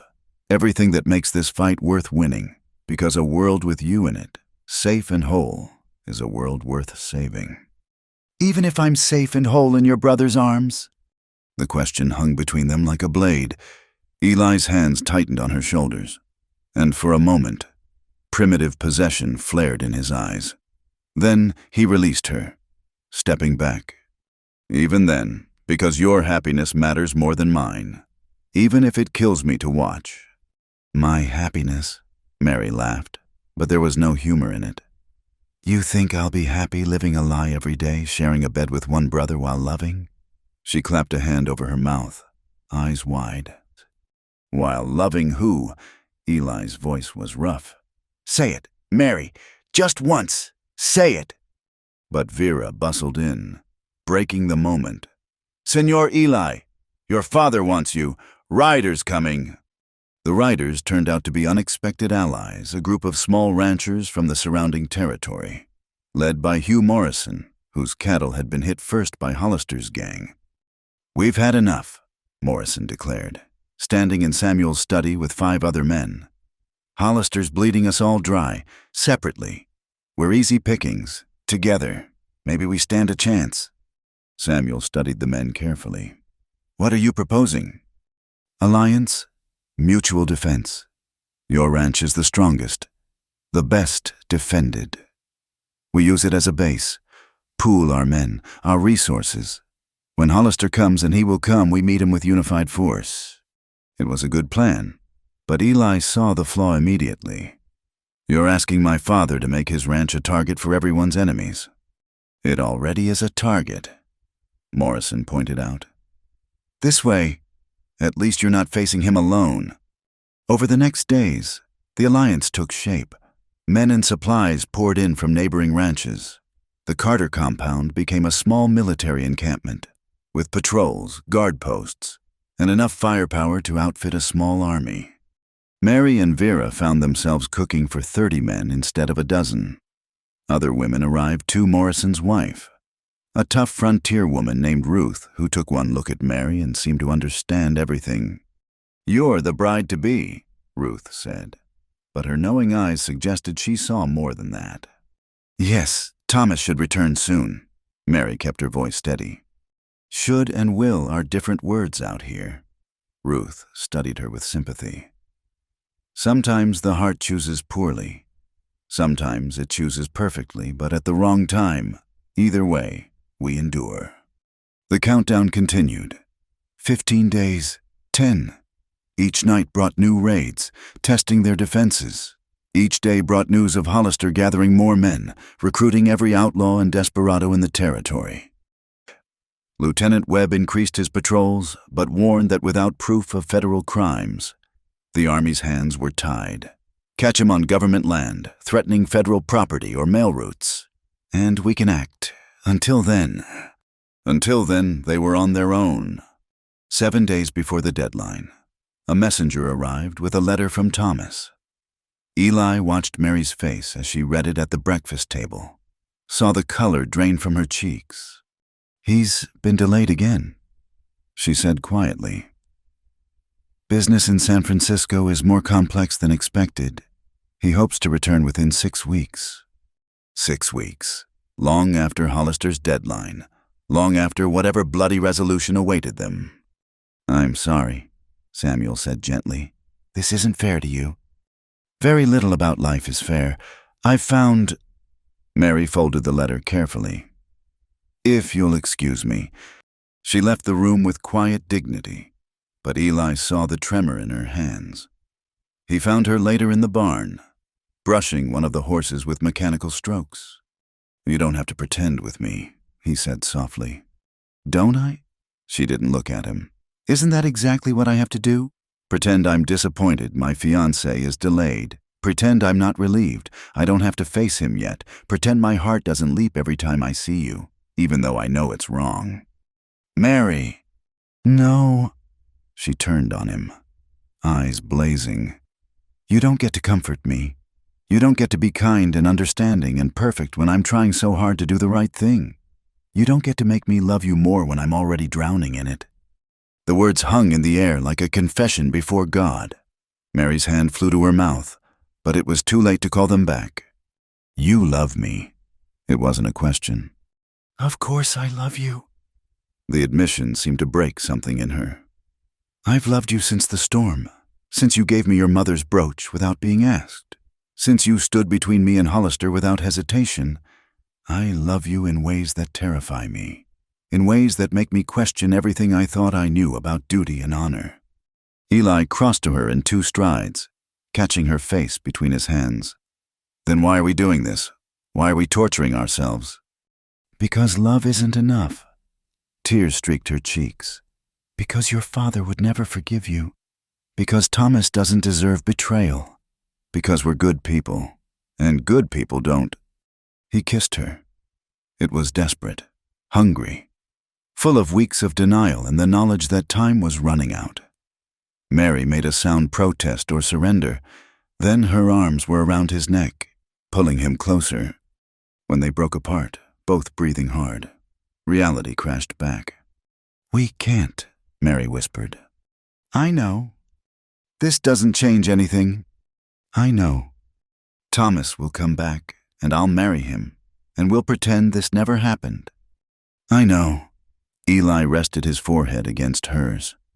"But for just this moment, can we stop pretending? Can we just be 2 people who love each other, even if we can't have forever?" "Just this moment," Mary agreed, and kissed him again. They were so lost in each other that they didn't hear the barn door open, didn't realize they weren't alone until Jake cleared his throat loudly. They sprang apart like guilty children. Jake stood in the doorway, his expression unreadable. "Riders coming in fast," he said finally. "Hollister's men, by the look of it. You're needed, boss." Eli nodded, trying to gather scattered thoughts. "I'll be right there." Jake's gaze shifted to Mary, who stood with her chin high despite her swollen lips and mussed hair. "Might want to tidy up first, both of you." He left without another word, but the damage was done. Someone knew. Someone had seen. The secret they'd guarded so carefully was secret no longer. "What do we do?" Mary asked, voice small. "We face whatever comes." Eli touched her cheek gently. "Together or apart, we face it." The riders Jake had spotted turned out to be messengers. They rode to just outside rifle range and left another painted message, this one on a wooden board. 5 days. Be ready to sign or be ready to burn. That night, the War Council convened. Samuel, the Allied ranchers, Lieutenant Webb, and Eli gathered around the dining table. Maps spread before them. "He'll come from the north," Morrison predicted. "Use the canyons for cover." "No, the river," another rancher argued. "Water access and escape route." They debated strategies late into the night while Mary and the other women prepared supplies, loaded ammunition, tended wounds from the constant skirmishes. Eli noticed Jake watching him, noticed too the careful distance Jake kept between Eli and Mary. The secret sat like a loaded gun between them, waiting to go off. 3 days before the deadline, it did. Eli was checking the perimeter defenses when Samuel called him to the study. His father sat behind the desk, looking older than his years. Jake, standing uncomfortably by the window. "Sit," Samuel ordered. Eli remained standing. "What is this about?" "I think you know." Samuel's voice was steady, but disappointment radiated from every line of his body. "Jake came to me, told me what he saw." "Pa, is it true you and Mary?" Eli could lie, could deny, deflect, claim misunderstanding. Instead, he met his father's eyes squarely. "Yes." The single word seemed to age Samuel another decade. "How long?" "Since the beginning, since the storm. We tried to fight it, tried to keep distance, but you're weak." Samuel's voice turned harsh. "Both of you, too weak to honor obligation, too selfish to think of consequences." "It's not like that." "Then tell me what it's like." Samuel slammed his hand on the desk. "Tell me how my son betrays his brother. Tell me how a woman promised to one man gives herself to another. She hasn't given herself to anyone." Eli said sharply, "What you saw, a kiss, nothing more. Mary's honor is intact." "Her honor," Samuel laughed bitterly. "What honor is there in this? What honor in breaking faith? The engagement was arranged. Business, not love. Thomas doesn't even know her." "And that justifies betrayal." "No." Eli's shoulders sagged. "Nothing justifies it. We know that. Why do you think we've been tearing ourselves apart trying to stay away from each other? Not trying hard enough, apparently." Silence fell, heavy with recrimination and pain. Finally, Samuel spoke again, voice quieter but no less firm. "She leaves. Tomorrow. I'll arrange escort to town. Stage fare east. It's the only solution." "Pa, no. With Hollister out there?" "She leaves, or you do. Choose!" Eli stared at his father. "You'd exile your own son. To save this family, to preserve what honor remains, yes." Samuel's eyes were flint. "You've left me no choice. The woman goes, or you do. Decide." But the decision would be taken from all of them, because at that moment, the bell began ringing, the alarm bell that meant attack. Hollister had tired of waiting. The deadline was 3 days away, but he was coming now, in force, ready to take what he wanted or burn it all to the ground. And in the chaos that followed, questions of love and honor would seem very small indeed compared to the simple, primal need to survive.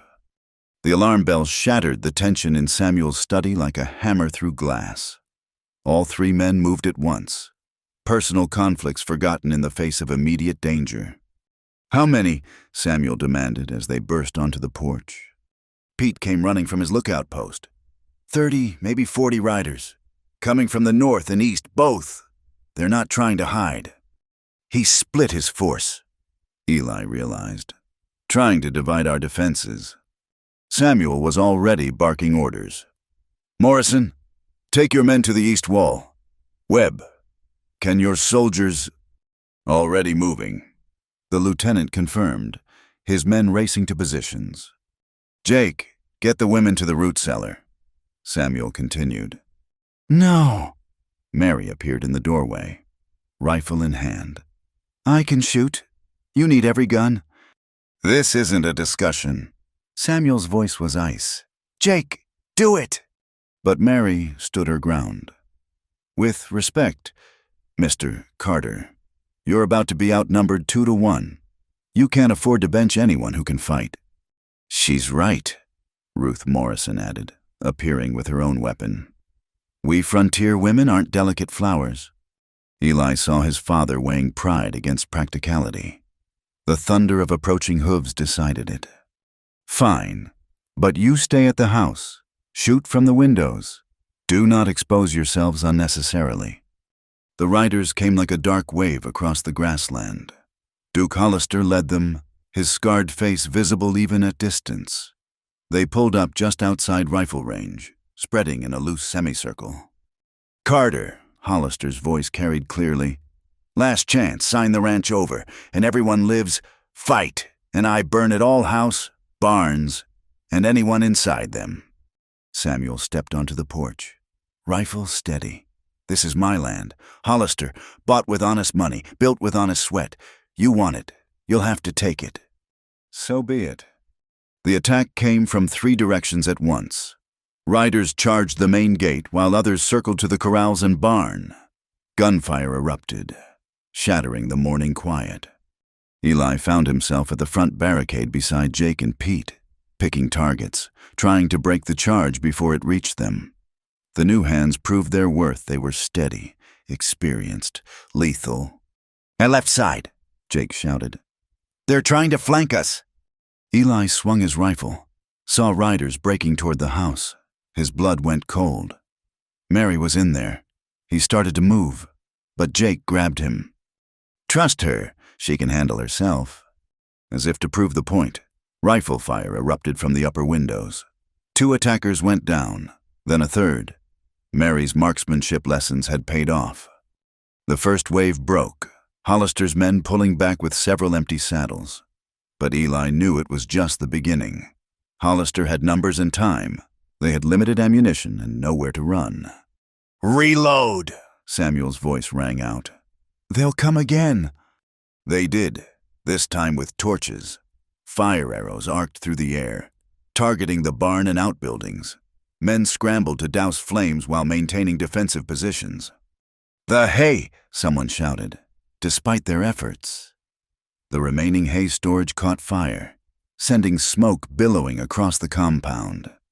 Through the chaos, Eli glimpsed Hollister sitting his horse calmly, directing his men like a general. The outlaw caught Eli's eye and smiled, touching his hat in mock salute. The second assault was worse. Hollister's men used the smoke for cover, getting closer before the defenders could react. The fighting became desperate, hand-to-hand in places as attackers breached the outer defenses.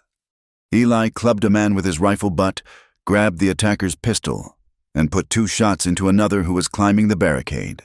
Beside him, Pete went down with a cry, clutching his shoulder. Pete, I'm all right, the vaquero gasped. Just a graze. But they were being pushed back, giving ground inch by bloody inch. Eli heard glass breaking from the house, and his heart stopped. They'd reached the windows. A scream, not Mary's voice. Thank God, then more gunfire. He had to trust she could defend herself, had to focus on the enemies in front of him. Pull back to the house, Samuel ordered. Defensive positions. They retreated in good order, but it meant abandoning the outer buildings to the attackers. Soon, only the main house remained. Defenders firing from windows and doorways while Hollister's men closed in. During a brief lull, Eli found Mary reloading at an upstairs window.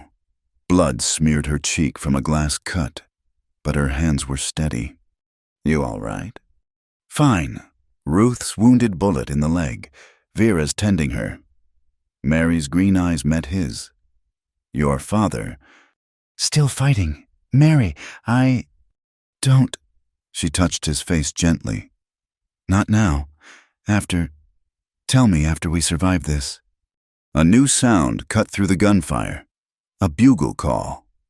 Lieutenant Webb's soldiers had regrouped and were countercharging from the east.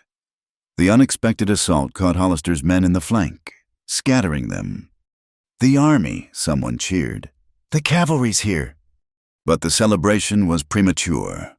Hollister rallied his men, and the battle seesawed back and forth across the compound. Buildings burned, men fell, and the air filled with smoke and screams. In the midst of it all, Eli lost track of Mary. He fought desperately, moving from window to window, trying to keep attackers from breaching the house. When he finally saw her again, his blood froze. She was on the porch, rifle empty, facing Duke Hollister himself. The outlaw had somehow gotten through the defenses. He stood 10 feet from Mary, pistol aimed at her heart, that cold smile playing on his lips. "Drop the rifle. Pretty lady, you've caused enough trouble." Mary let the weapon fall, chin high despite the fear Eli could see in her eyes. Smart girl. Now, where's young Carter? Either one will do, but I think I'd prefer Eli. He's the one who's sweet on you, isn't he? "I'm here. Hollister." Eli stepped through the doorway, his own gun trained on the outlaw. "Ah, perfect. The lovesick brother." Hollister's smile widened. "Here's what happens now. You drop your weapon, or I put a bullet in her. Your choice." "Don't," Mary said sharply. "He'll kill us both anyway." Probably true, Hollister agreed cheerfully. But at least this way, you get to watch her die first. The standoff stretched taut around them. The battle continued. But for Eli, the world had narrowed to this moment Mary in danger, a killer's gun at her heart, and terrible choices. Then Thomas's voice rang out. "That's my fiancée you're threatening." Everyone turned. Thomas Carter stood at the gate, travel-stained and exhausted, but with a drawn pistol and murder in his eyes. Behind him, a dozen hard-looking men hired guns from San Francisco. Eli realized. "Thomas," Mary breathed. "Hello, Mary." Thomas didn't look at her, keeping his eyes on Hollister. "Sorry I'm late." Hollister's gun wavered between Mary and the newcomer. The prodigal son returns. This is touching. Really, both brothers here to fight over a woman. "No fighting," Thomas said coldly. "Just business. You want the ranch? Let's discuss terms. But first, let her go." "Thomas, no." Samuel appeared, wounded but standing. "We don't negotiate with—" The shot was impossibly loud. For a heartbeat. Eli couldn't tell who had fired. Then Hollister staggered, looking down at the spreading red stain on his chest. Mary stood with Eli's dropped pistol smoking in her hand. "You shot me," Hollister said wonderingly. "You actually shot me." He fell to his knees, then forward. The light went out of his eyes before he hit the ground. For a moment, perfect silence. Then one of Hollister's men shouted, "Boss is down! The boss is down!" What followed wasn't a battle, but a rout, leaderless, facing reinforcements. Hollister's gang scattered. Some fled immediately. Others were cut down or captured by Webb's soldiers and Thomas's hired guns. Within minutes, it was over. Mary dropped the pistol as if it burned her. Eli reached her first, catching her as her knees buckled. "You saved us," he said. "You saved everyone." "I killed him." Her voice was distant, shocked. I killed a man." "A man who would have killed you, killed all of us." Eli held her tight, uncaring who saw. "Let her go." Thomas's voice was quiet, but firm. Eli looked up to find his brother standing over them, face unreadable. "Thomas." "I said let her go. She's my fiancée. My responsibility." Slowly, reluctantly, Eli released Mary and stood. The brothers faced each other while Mary remained on her knees between them, trembling. "We need to talk," Thomas said. But first, let's see to the wounded and secure the ranch. This isn't over." He was right. The next hours were a blur of activity. The wounded were treated Pete would live, as would Ruth Morrison and several others. The dead were counted 6 of their defenders, 15 of Hollister's gang. The fires were extinguished, damage assessed. Through it all, Eli watched Thomas take charge with his characteristic efficiency. His brother organized patrols, directed repairs, consulted with Lieutenant Webb about legal matters. He was polite to Mary but distant, treating her like a stranger rather than his intended bride. As sunset approached, Thomas finally called Eli to the study. Samuel was already there, bandaged but alert. Mary sat in a chair by the window, still in her blood-stained dress. "Close the door," Thomas instructed. Eli did, then stood uncertainly. The room felt too small for all the unspoken words crowding it. Thomas poured whiskey for everyone, even Mary. "First, the business. Hollister's dead. His gang scattered. Lieutenant Webb believes we can claim self-defense for any killings. The ranch is safe. Thanks to you arriving when you did," Samuel said. "Thanks to many things." Thomas's gaze moved to Mary, including the courage of a woman who did what needed doing. He raised his glass slightly. "You have my gratitude, Mary, and my apology. This isn't what you were promised when you agreed to come west." "Life rarely delivers what's promised," Mary replied quietly. "True." Thomas took a sip of whiskey. "Which brings us to personal matters. Father told me an interesting story while you were all fighting fires, about my brother and my fiancée." The words fell like stones into still water. Eli tensed, but Thomas held up a hand. "Let me finish. I've been gone 3 months. In that time, you've been here, Eli, protecting what I should have been protecting, including Mary." He turned to her. "Tell me truthfully, do you love my brother?" Mary's face went white, then red. She looked at Eli, then back at Thomas. Yes, God help me, yes." "And you?" Thomas asked Eli. "Do you love her?" "More than life," Eli said simply. Thomas nodded as if confirming something he already knew. "I suspected as much from Father's letter. The guilt in his words, the anger it spoke of something serious." "Thomas," Samuel began, but his eldest son cut him off. "I'm not finished." Thomas set down his glass and pulled papers from his jacket. "These are the contracts from San Francisco. New buyers, new terms. The ranch is saved financially. My business ventures have succeeded beyond expectation." "That's wonderful," Samuel said uncertainly. "It is. It also means I'll be traveling constantly. San Francisco, Denver, Chicago, maybe even New York. Building a cattle empire requires presence in cities, not isolation on a ranch." He looked at Mary. "I need a wife who can navigate society, host dinner parties, charm investors. Looking at you now covered in blood and gun smoke, hands that killed to defend this place, I realize that's not who you are." "I could learn," Mary said, but her heart wasn't in it. Could you leave this land, these people? Could you smile at bankers while wondering if Eli was safe?" Thomas shook his head.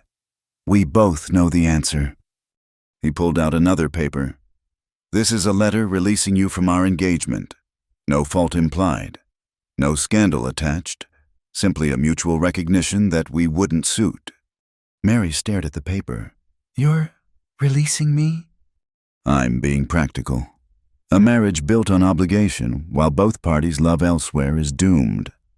I've seen enough business partnerships to recognize a bad deal." "This is highly irregular," Samuel protested. "So is kissing your brother's fiancée in a barn," Thomas replied dryly. "We're past conventional solutions. Father." He stood, straightening his jacket. "I'll stay tonight. Leave in the morning. The ranch is yours to run. Eli, you're better suited to it than I ever was. I'll handle the business end from the cities." "Thomas," Eli started but couldn't find words. His brother smiled. The first genuine warmth he'd shown. Be happy, little brother, both of you. Life's too short and too uncertain for anything else. He walked to the door, paused.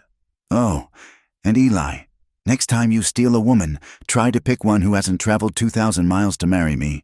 It's inconvenient. The attempt at humor broke something in Eli. I'm sorry. I never meant... I know. Thomas's expression softened. We don't choose who we love. We only choose what we do about it. You chose honor, tried to stay away. That counts for something. He left, closing the door quietly behind him. Silence filled the study. Samuel cleared his throat. Well, this is unexpected. I'll leave, Mary said quietly. This family has been through enough. I won't cause more discord. The hell you will, Eli said fiercely. You just fought for this ranch, bled for it, killed for it. You've earned your place here. Eli's right, Samuel said slowly. Whatever my feelings about recent events, you've proven yourself. The Carter Ranch owes you a debt. I don't want your gratitude, Mary said, or your obligation. Then what do you want? Eli asked. Mary looked at him, and in her green eyes, he saw everything love, fear, hope, exhaustion. I want to stop fighting what we feel. I want to stop pretending that duty matters more than love. I want... Her voice broke. I just want peace. Eli crossed to her, knelt beside her chair. Then marry me. Not out of arrangement or convenience, or because you've got nowhere else to go. Marry me because I love you. Because you love me. Because we've already been through hell together and come out the other side. It's too soon, Samuel said. People will talk. The scandal. Let them talk, Eli said, never taking his eyes off Mary. We've faced down outlaws and fire. We can handle gossip. Mary touched his face, her hand trembling. Are you sure your family will come to love you as I do, as they already do, if they're honest? He caught her hand, kissed her palm. Say yes, Mary. Choose me as I choose you, forever. Tears ran down her face, but she was smiling. Yes, despite everything, because of everything, yes. Eli pulled her into his arms, kissing her with all the desperation and joy of their impossible journey. When they finally broke apart, Samuel had quietly left, giving them privacy. What now? Mary asked, resting her forehead against his. Now we rebuild. The ranch, the family, everything, together. Together, she agreed, and kissed him again. Outside, the sun set over the Wyoming grasslands, painting the sky in shades of fire and gold. The burned buildings still smoldered, the dead still awaited burial, and tomorrow would bring new challenges. But in the study of the Carter Ranch, two people who had found each other against all odds held tight to their unexpected happiness. The fight was over. The choosing was done. And somewhere on the road to town, Thomas Carter rode toward his own destiny, free of a burden he'd never truly wanted, oddly grateful to the brother who'd stolen his bride and the woman who'd had the courage to follow her heart. The West was hard country. It demanded sacrifice, courage, and sometimes blood, but occasionally, just occasionally, it gave back something worth all the pain, a love strong enough to survive anything, even the impossible choice between family and heart. The morning after the battle dawned gray and somber, fitting for the grim work ahead. Eli woke in his cabin to find Mary already up, standing at the window in one of his shirts, watching the sunrise paint the damaged ranch in soft colors. Couldn't sleep, he asked, rising to join her. Too much to think about. She leaned back against him as his arms circled her waist. Your brother left before dawn. I saw him from the house. Without saying goodbye, he left a letter for both of us. She pulled a folded paper from the shirt pocket. I haven't had the courage to read it yet. Together, they opened Thomas's final message. Asterisk Eli and Mary. By the time you read this, I'll be heading back to San Francisco. I wanted to leave quietly. Grand farewells seem unnecessary given the circumstances. Mary, I apologize for the arrangement that brought you here under false pretenses. You deserved honesty from the start, but perhaps fate knew better than we did where you belonged. Eli, we've been at odds our whole lives, me trying to civilize everything. You fighting to keep it wild. Maybe that's as it should be. The ranch needs your heart, not my ambition. Take care of it, and her. I'll handle the business contracts from the city. The ranch's profits will be divided fairly. Consider it my wedding gift, whenever you choose to make it official. Your brother, Thomas Asterisk. He's a better man than I gave him credit for, Mary said quietly. He always was. Eli sighed. I wanted to hate him for having you. Easier than admitting I was the one breaking faith. Mary turned in his arms. We've all broken faith in some way. Thomas with his absence, your father with his rigid expectations, me with my promises. Maybe that's what it takes to find something real, being willing to break the false to reach the true. A knock interrupted them. Jake's voice called through the door. Boss, sorry to disturb, but we need you. Got decisions to make about the dead. The dead, 6 of their own, including 2 of Morrison's men and 1 of the new hands who died defending the house. 15 of Hollister's gang lay in a row by the burned barn, awaiting someone to decide their fate. Bury ours with honor, Samuel said when they convened in the yard. He looked older, grayer, but stood straight despite his bandages. The outlaws. Burial detail can take them to the county plot. No markers, but decent graves. We're better than they were. I'll organize it, Jake offered, then hesitated. There's another matter. Some of Hollister's men we captured alive. 5 of them, locked in the root cellar. Lieutenant Webb says, I'll deal with Webb. Samuel's tone brooked no argument. The law can have them. As the day progressed, the ranch slowly pulled itself together. Women tended wounded. Men cleared debris and began repairs. The Allied ranchers prepared to return to their own spreads, but not before Hugh Morrison pulled Eli aside. You've got yourself a remarkable woman there, he said, nodding toward where Mary was helping Ruth to a wagon, her leg bandaged but healing. I know. Going to make it official? Soon as she'll have me. Morrison chuckled. Son, she shot Duke Hollister to save your life. I'd say she's already had you. His expression grew serious.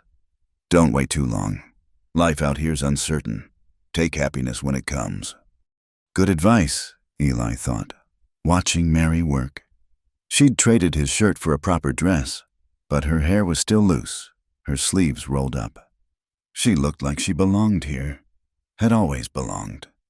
Eli Pete approached, arm in a sling, but mobile. Riders coming. Looks like townfolk. The riders turned out to be a delegation from Rosewood, led by Reverend Morrison and Sheriff Whelan. They dismounted, taking in the battle damage with wide eyes. Came as soon as we heard, the Reverend said. The whole town's talking about the fight. Duke Hollister dead, his gang scattered. He looked at Mary with something like awe. And they say a woman fired the killing shot. News travels fast, Eli observed. Faster when it involves the Carter Ranch. Sheriff Whelan stepped forward. I'll need statements from everyone involved, for the record. But from what Lieutenant Webb told me, it was clear self-defense. More than that, Samuel said firmly. It was defense of home and family against outlaws. Any court in the territory would see it so. No doubt. The sheriff's gaze found Mary again. Though I'll need to speak with Miss Whitfield particularly. Her circumstances are somewhat unusual. My circumstances, Mary said clearly, are that I defended myself and this family against a man who meant us harm. Whatever else you've heard is gossip. The sheriff had the grace to look embarrassed. Of course, Miss, no offense intended. Reverend Morrison cleared his throat. Actually, that brings up another matter. The, situation regarding the engagement. has been resolved. Eli interrupted. My brother released Miss Whitfield from their arrangement. Everything's proper and legal. I see. The Reverend looked between Eli and Mary, understanding dawning. And future arrangements are our business, Samuel said sharply. When we're ready, you'll be informed. The town delegation didn't stay long, clearly overwhelmed by the evidence of violence and the complex undercurrents they sensed but didn't fully understand. After they left, life at the ranch settled into the rhythm of recovery. That evening, Eli found his father alone on the porch, staring out at the damaged buildings. I owe you an apology, Samuel said without preamble. I was wrong. About Mary. About you. About many things. The old man sighed. Your mother would have understood. She always saw clearer than me when it came to matters of the heart. You were trying to protect the family. I was trying to control what can't be controlled. Samuel looked at his son. Mary Whitfield came here to marry Thomas, and that seemed proper, orderly, the way things should be. But life doesn't follow our neat plans. Your mother taught me that when she chose a rough rancher over her family's wishes. You still miss her. Every day. But I had 20 good years with her because we chose each other, not because it was proper or arranged. Samuel's weathered hand gripped Eli's shoulder. Don't wait, son. Don't let pride or propriety steal time from you. Marry that girl before something else goes wrong. You're giving your blessing. I'm acknowledging what's already true. She's yours. You're hers. The rest is just paperwork. That night, as the ranch settled into exhausted sleep, Eli and Mary walked among the ruins of the burned barn. The moon was full, casting everything in silver light. It'll take months to rebuild, Mary observed. We'll build it better, stronger. Like us, she took his hand. Built from storms and mistakes and impossible choices. Exactly like us. Eli pulled her close. Mary, what Pa said about not waiting. Are you proposing again because I already said yes? I'm suggesting we don't wait tomorrow, if Reverend Morrison will do it. Here at the ranch, with just family. Mary was quiet for a long moment. What about Thomas? Don't we owe him time to adjust? Thomas gave his blessing, in his way. Eli turned her to face him. I don't want to wait anymore. Mary, we've waited through storms and battles and impossible moral tangles. I want to wake up tomorrow knowing you're my wife. Not my brother's former fiancé or my father's house guest. Mine, legally and properly and forever. Tomorrow's very soon. People will talk. Let them. We've earned their gossip with everything we've survived. Mary studied his face in the moonlight. Vera will fuss about not having time to prepare a proper wedding meal. Your father will grumble about the rush. The hands will make inappropriate jokes. And I don't care about any of that, she smiled, the expression lighting up her whole face. Yes, tomorrow. Because you're right, we've waited long enough. They sealed the agreement with a kiss that would have scandalized proper society but felt perfectly right under the Wyoming stars. The next morning brought a flurry of activity. When Eli announced their intentions at breakfast, reactions varied predictably. Vera burst into tears and immediately began planning food despite the limited supplies. Jake grinned and offered to stand as witness. Samuel simply nodded and said he'd send for the Reverend. A wedding, Pete exclaimed, then winced as the movement pulled his wounded shoulder. After all this death and destruction, because of it, Mary said firmly. We've seen how quickly life can change. Why waste time? The women rallied around Mary, finding a dress that had survived the battle not white, but a soft blue that brought out her eyes. Ruth Morrison, despite her injured leg, insisted on arranging Mary's hair, even without the elaborate preparations of a society wedding. Mary looked radiant. Reverend Morrison arrived just before noon, slightly bewildered by the urgency but willing to perform the ceremony. They gathered in the main room of the house, cleared of its battle debris and decorated with whatever wildflowers the women could find. "Dearly beloved," the Reverend began, then paused. "Given recent events, perhaps we should skip to the essentials. Do you, Eli Carter, take this woman to be your lawfully wedded wife?" "I do." Eli's voice was strong, certain. "Do you, Mary Whitfield, take this man to be your lawfully wedded husband?" "I do." Mary's eyes never left Eli's face. "The rings." "Here." Jake produced 2 simple gold bands his own parents. He explained quickly. Kept safe all these years. They exchanged the rings and promises, surrounded by people who'd fought beside them, bled with them, survived with them, when Reverend Morrison pronounced them man and wife. The cheer that went up could probably be heard in Rosewood. The wedding feast was simple, whatever Vera could manage with limited supplies and a damaged kitchen, but there was laughter and music. Jake played a mean fiddle. It turned out in the kind of joy that comes after surviving darkness. As evening approached, Samuel raised a toast. "To Eli and Mary Carter, may your marriage be stronger than storms, deeper than trials, and longer than the memory of how it began." "To the Carters," the gathering echoed. Later, as the party continued in the yard, Eli and Mary slipped away to the cabin that would be their home until the main house could be expanded. Someone, Vera, probably had placed flowers on the table and fresh linens on the bed. "No regrets?" Eli asked as Mary surveyed their simple quarters. "How could I regret this?" She moved into his arms. "I came west to marry a stranger for security. Instead, I found a love worth fighting for, a family worth bleeding for, and a life I never imagined but can't imagine living without. Even with all the pain it caused Thomas, your father, the battle. Pain's just the price of choosing something real over something safe."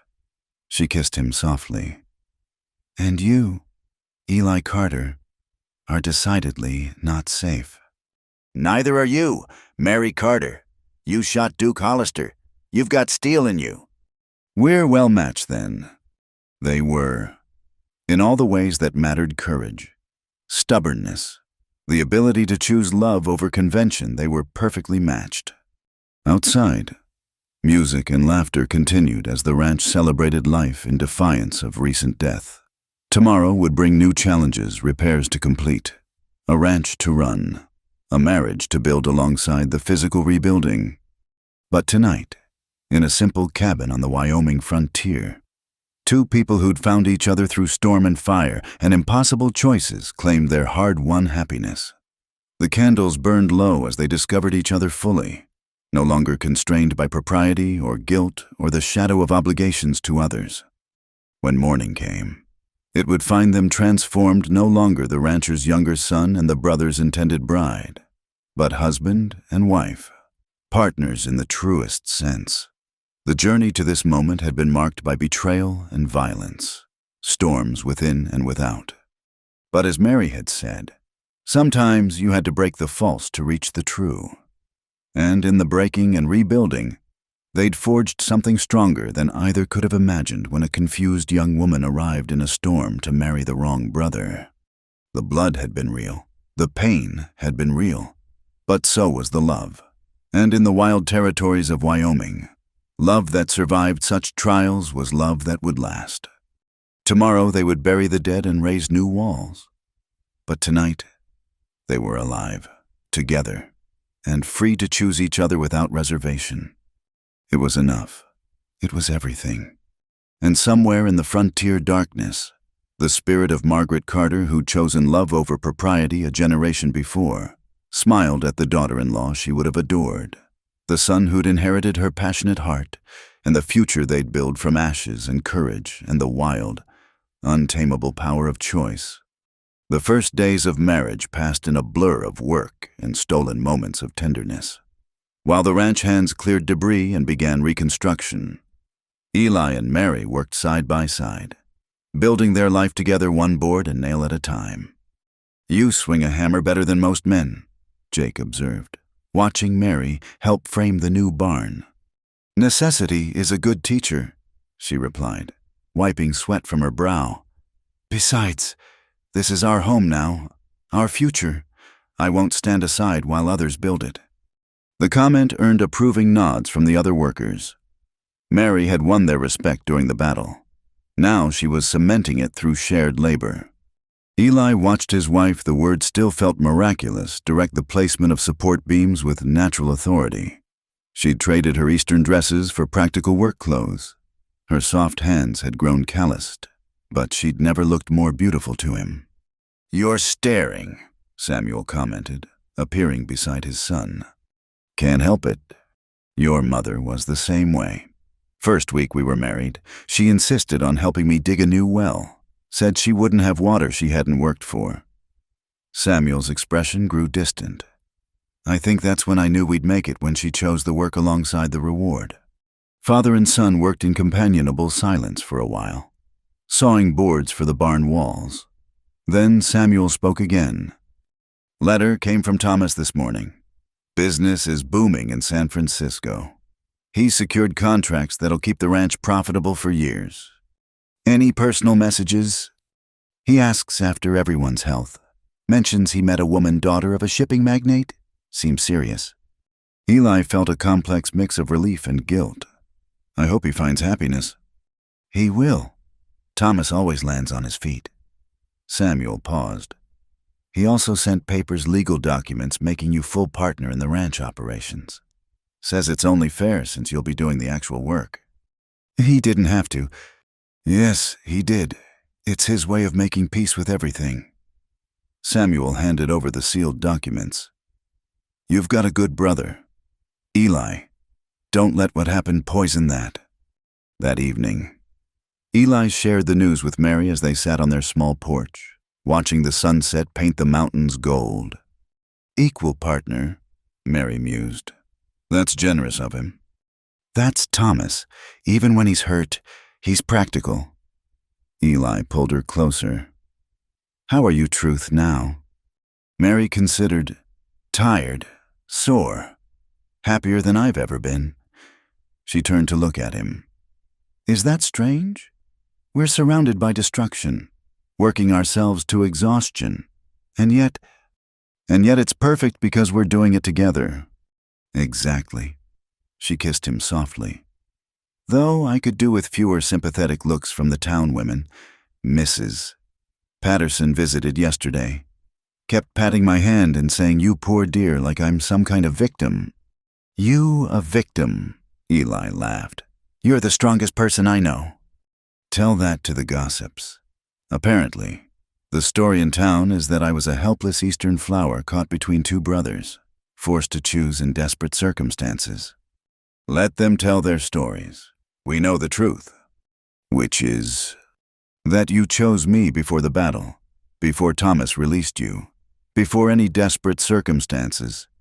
You chose me in a storm, and every day since has just been confirming that choice." Mary's eyes glistened. "How do you always know exactly what to say?"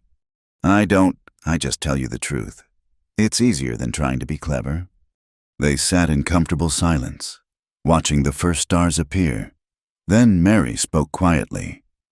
"Eli, what if there are children? Have you thought about that?" His heart skipped. "Are you?"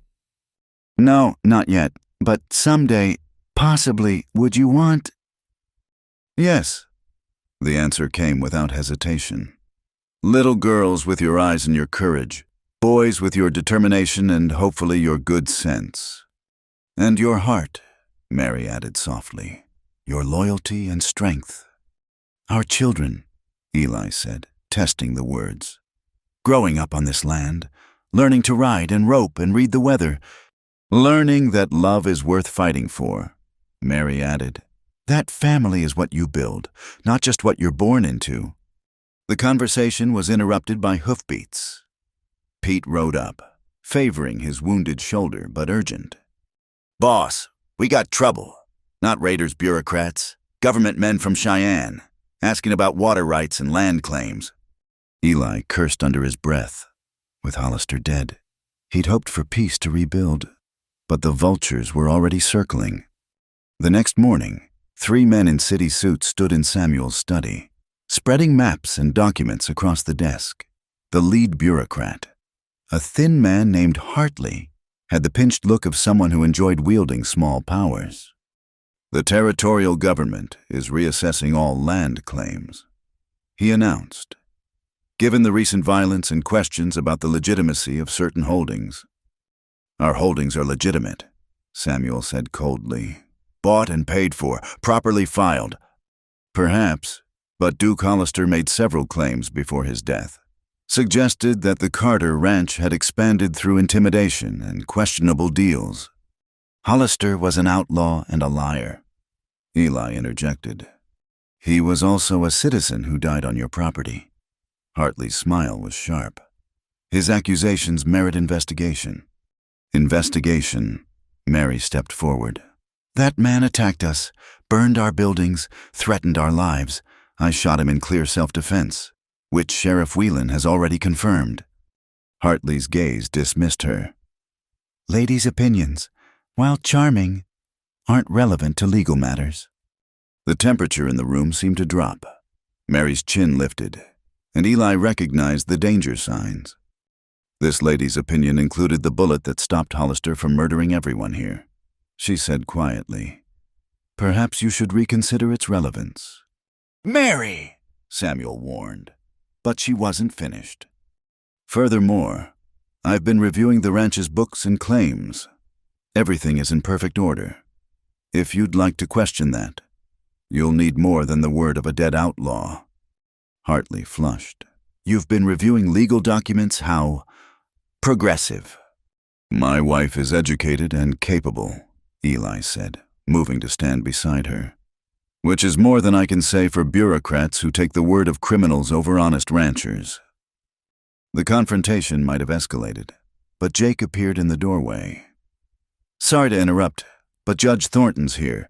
Says he heard there might be some legal questions need answering." Judge William Thornton entered like a force of nature, white-haired, sharp-eyed, and radiating authority. He was also Rebecca Thornton's father, Eli's former sweetheart's father, which added an interesting dimension. "Hartley," the judge said coldly. "Heard you were sniffing around the Carter Ranch." "Judge Thornton, we're simply conducting a routine investigation into what a family that's been here 20 years that fought off outlaws to protect not just their land but their neighbors." The judge's voice could have etched glass. "Or are you investigating the death of a known criminal who was killed while actively attacking innocent people? There are questions, which I'll be happy to answer, in court, in front of a jury of territorial citizens who understand what law means out here." The judge smiled, and it wasn't pleasant. "Would you like that, Hartley? A nice public trial where we can discuss exactly who Duke Hollister was and what he did." Hartley gathered his papers quickly. "That won't be necessary. Upon reflection, the existing claims appear to be in order." "Thought they might be." The judge watched the bureaucrats leave, then turned to the Carters. "They'll be back, you know, different men, same grabbing hands. The territory's changing." "Let it change," Samuel said firmly. "We'll still be here." "Good." The judge's gaze found Mary. "Heard you were the one who stopped Hollister." "I did what was necessary." "Yes, I believe you did." He studied her with approval. "My Rebecca chose city comfort over frontier life. Seems Eli found someone made of sterner stuff." After the judge left, promising to keep ears open for more bureaucratic maneuvering, the family gathered in the kitchen. The confrontation had shaken them all. "This is just the beginning," Samuel said heavily. "The railroad's coming. Town's growing. More people mean more laws, more regulations, more men in suits thinking they know better than folks who've worked the land. Then we adapt," Mary said firmly. "We learn their rules, use them, file every paper, document every transaction, make ourselves legally bulletproof." "You do that?" Samuel asked. "Take on that kind of work?" I'm a Carter now. This ranch is my children's inheritance when they come. I'll do whatever's necessary to protect it." Eli felt his heart swell with pride. His wife wasn't just brave with a gun. She was smart, strategic, thinking ahead. Over the following weeks, Mary proved as good as her word. She organized the ranch's papers, created detailed maps of their holdings, established relationships with territorial officials who mattered. When she wasn't helping with physical rebuilding, she was building legal defenses against future threats. "Your wife's got a head for business," Jake commented one evening. Maybe should have married Thomas after all. The old joke would have stung once. Now Eli just laughed. "Thomas got a shipping heiress. I got a warrior queen. We both won." The barn rose steadily, better designed than before. The house expanded. New rooms added for the family Mary and Eli hoped to start. Fences were repaired. Herds regathered. Life resuming its rhythm but forever changed. One evening, as autumn began painting the aspens gold, a familiar figure rode up to the ranch. Thomas Carter, looking prosperous in a new suit but somehow diminished. Eli met him in the yard, Mary beside him. The brothers studied each other, measuring changes. "You look well," Thomas said finally. "You too. How's San Francisco?" "Profitable, busy, full of opportunities." Thomas dismounted, his movements careful. "I came to check on things, make sure the contracts are working out." "They are," Mary said. "Your negotiations saved the ranch financially." Thomas looked at her, really looked for the first time. "You've changed. You look like you belong here now." "I do belong here." "Yes, I can see that." A slight smile crossed Thomas's face. "I think I knew it that first night, when I saw how you'd fought. You were never meant for city parlors." They invited him in for dinner, and, surprisingly, it wasn't awkward. Thomas told stories of San Francisco, of the woman he was courting, Elizabeth Moorcock. Shipping fortune, sharp mind, sharper tongue. He seemed genuinely happy. "I owe you both an apology," he said over coffee. "I used you, Mary, saw a solution to a problem instead of a person. And Eli, I dismissed your feelings, assumed I knew best." "We all made mistakes," Eli said carefully. "No, you made choices, hard ones, right ones, as it turns out." Thomas stood. "I won't stay, just wanted to see that everything was well. It is better than I could have managed." He left the next morning, but not before pulling Eli aside. "Be happy, brother. You earned it in ways I never could have." "Thomas, no guilt, no regrets. We each got what we were meant for. Just be happy." After he left, Mary found Eli standing by the corral, watching the horses. "Are you all right?" "Yeah, it's just, I spent so long resenting him, then feeling guilty about betraying him. Seeing him happy, knowing we're both where we should be. It's strange. Strange but good." "Strange but good," he agreed, pulling her close. Winter came early that year, blanketing the ranch in snow, but the buildings were solid, the stock healthy, the family united. Samuel's health had improved, his acceptance of Mary complete. The hands were loyal, the threats manageable. On their first Christmas as husband and wife, Mary gave Eli a gift that made his hands shake. "What's this?" He held the small knitted blanket, soft and white. "What do you think?" Her smile was radiant, nervous, perfect. Are we? By summer, Vera says July, maybe August." Eli swept her into his arms, spinning her around the small cabin until she laughed and demanded he put her down. "A baby," he said wonderingly. "Our baby." "Our baby," she confirmed. "The first of the next generation of Carters, born to this land, raised in strength and love." That night, as snow fell softly outside, they made plans. Names were debated. Rooms discussed, dreams shared. The cabin that had sheltered their forbidden love now held their legitimate joy. "No regrets?" Eli asked, hand resting on her still flat stomach. "How could I regret any path that led to this?" Mary answered. "Every storm, every choice, every impossible moment, they all led here. To us.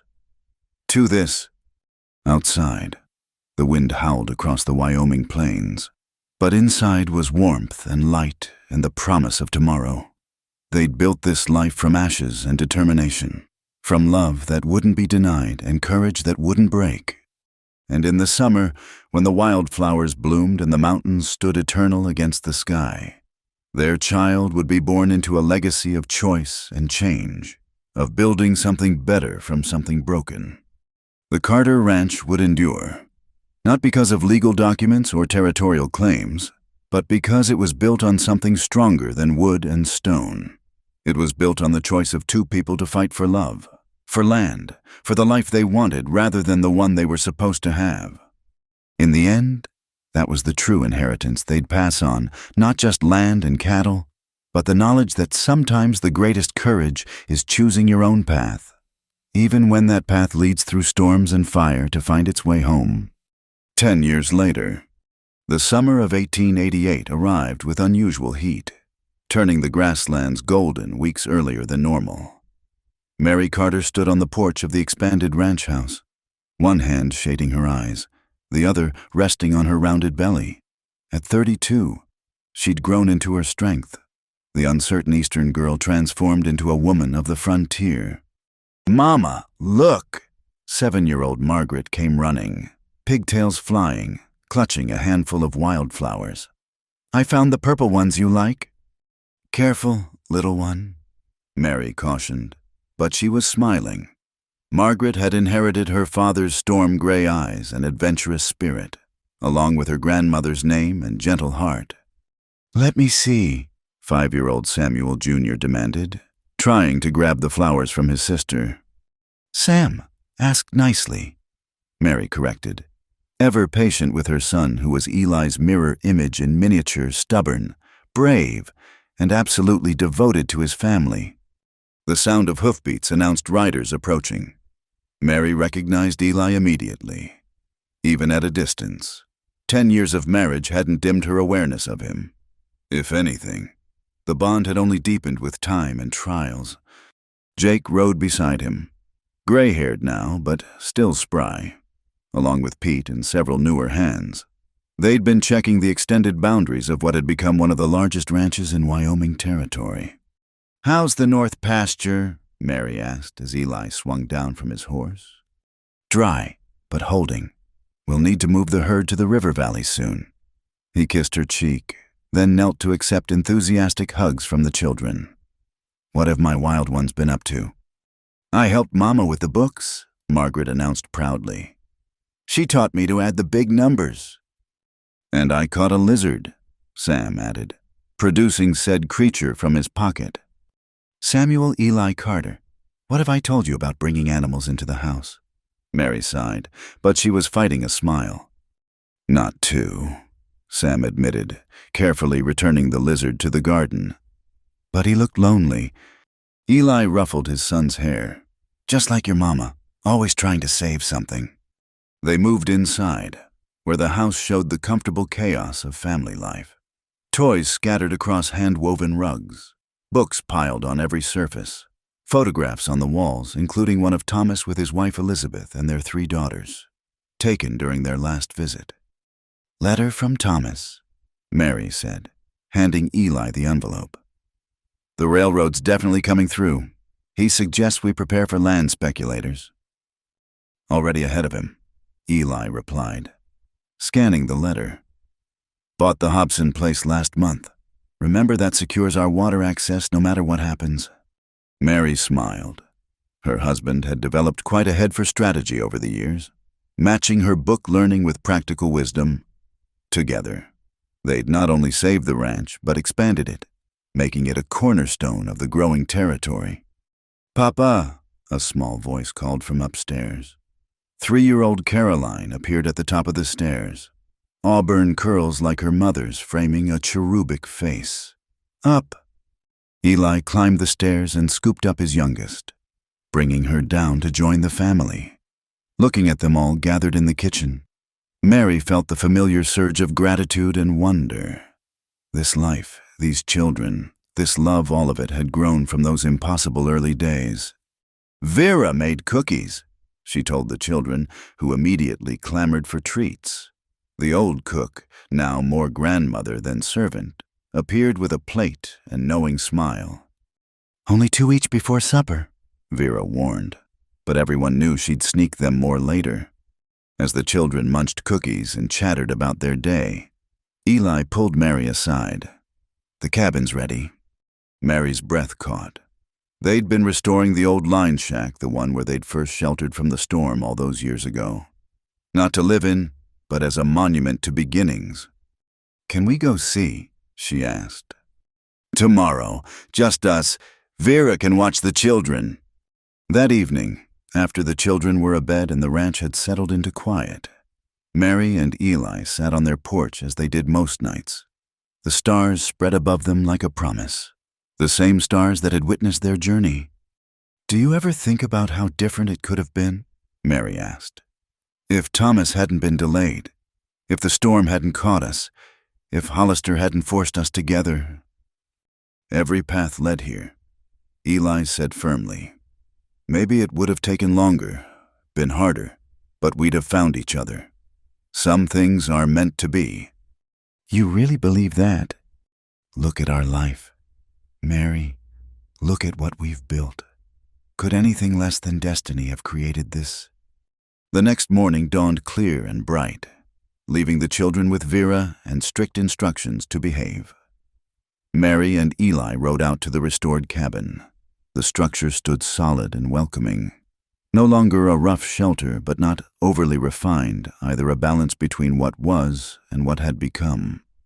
Inside, they'd kept it simple but added touches of comfort: a proper bed, a wood stove that didn't smoke, windows that actually closed. On the table sat a wooden sign, carefully carved, "Not stolen, not promised, just chosen." "You remembered," Mary whispered, tracing the words. "How could I forget? It's what I want our children to know, our grandchildren, that love isn't about what's proper or expected. It's about choosing, again and again, no matter what storms come." They spent the day there, talking, remembering, planning. The ranch was thriving, the children growing, the future bright with possibility. The railroad would bring changes, certainly, but they'd weathered worse. As afternoon waned, they prepared to return home. Mary paused at the door, looking back at the cabin that had sheltered their first real moments together. "What is it?" Eli asked. "Just thinking. When I left Philadelphia, I thought I was choosing survival, settling for security with a stranger." She turned to him. "I never imagined I was actually choosing adventure with my soulmate." Disappointed. "Never. Not for a single moment." They rode home as the sun set, painting the sky in familiar shades of gold and rose. The ranch spread before them larger now, with new barns and corrals, gardens and orchards, but still essentially the same. Still home. The children came running as they dismounted, full of stories about their day. Margaret had helped Vera make bread. Sam had only tried to catch 3 more lizards. Caroline had napped like an angel. Vera's skeptical expression suggested otherwise. At dinner, surrounded by family and the hands who'd become family, Mary looked around the table with deep contentment. Jake was teaching Sam to whistle. Pete was helping Margaret with her letters. Vera was trying to get Caroline to eat vegetables with limited success, and Eli was watching her with the same wonder he'd shown that first day, as if he still couldn't believe his fortune. Later, as they tucked the children into bed, each one demanded a story. Mary told them, as she often did, about a brave princess who came west to marry a prince, but fell in love with his brother instead. "Did they live happily ever after?" Caroline asked sleepily. "They lived happily," Mary corrected gently. Ever After is still being written. The years rolled on like the seasons, some harsh, some gentle, all part of the rhythm of ranch life. The railroad did come through, bringing prosperity and problems in equal measure. Thomas visited more frequently, his daughters becoming close to their cousins. Samuel Sr. lived to see his first great-grandchild before passing peacefully one autumn evening, Margaret Carter's name on his lips. Through it all, the cabin stood weathered but strong, a testament to choices made in storms. Mary and Eli would ride out there on anniversaries, or when life got too complicated, to remember who they were at the core, two people who'd chosen love over duty, truth over convention, each other over everything else. And in the evenings, when their children and eventually grandchildren would ask about the sign above the door, about what it meant to be chosen rather than promised, Mary would smile and begin the story again, about storms and choices, about building love from unlikely beginnings, about how sometimes the wrong path leads to the right destination. The Carter Ranch endured through droughts and floods, through the territory becoming a state, through the turning of one century into another. It endured because it was built on more than land and law. It was built on the choice of two people to forge their own path, to stand against convention and create something beautiful from the ashes of what was supposed to be. In the end, that's what the children inherited, not just cattle and grassland, but the knowledge that true love doesn't follow rules. It makes its own. And in a cabin on the Wyoming plains, marked by a simple wooden sign, the evidence of that truth stood eternal, not stolen, not promised, just chosen, forever. Thank you so much for listening to this story.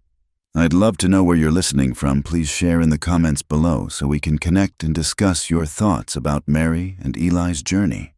If you enjoyed this tale of love and courage in the Old West, please subscribe to Wild West Night, like this video, and hit the hype button to help more people discover these stories. Your support means everything, and I can't wait to share more adventures with you. Until next time, partners.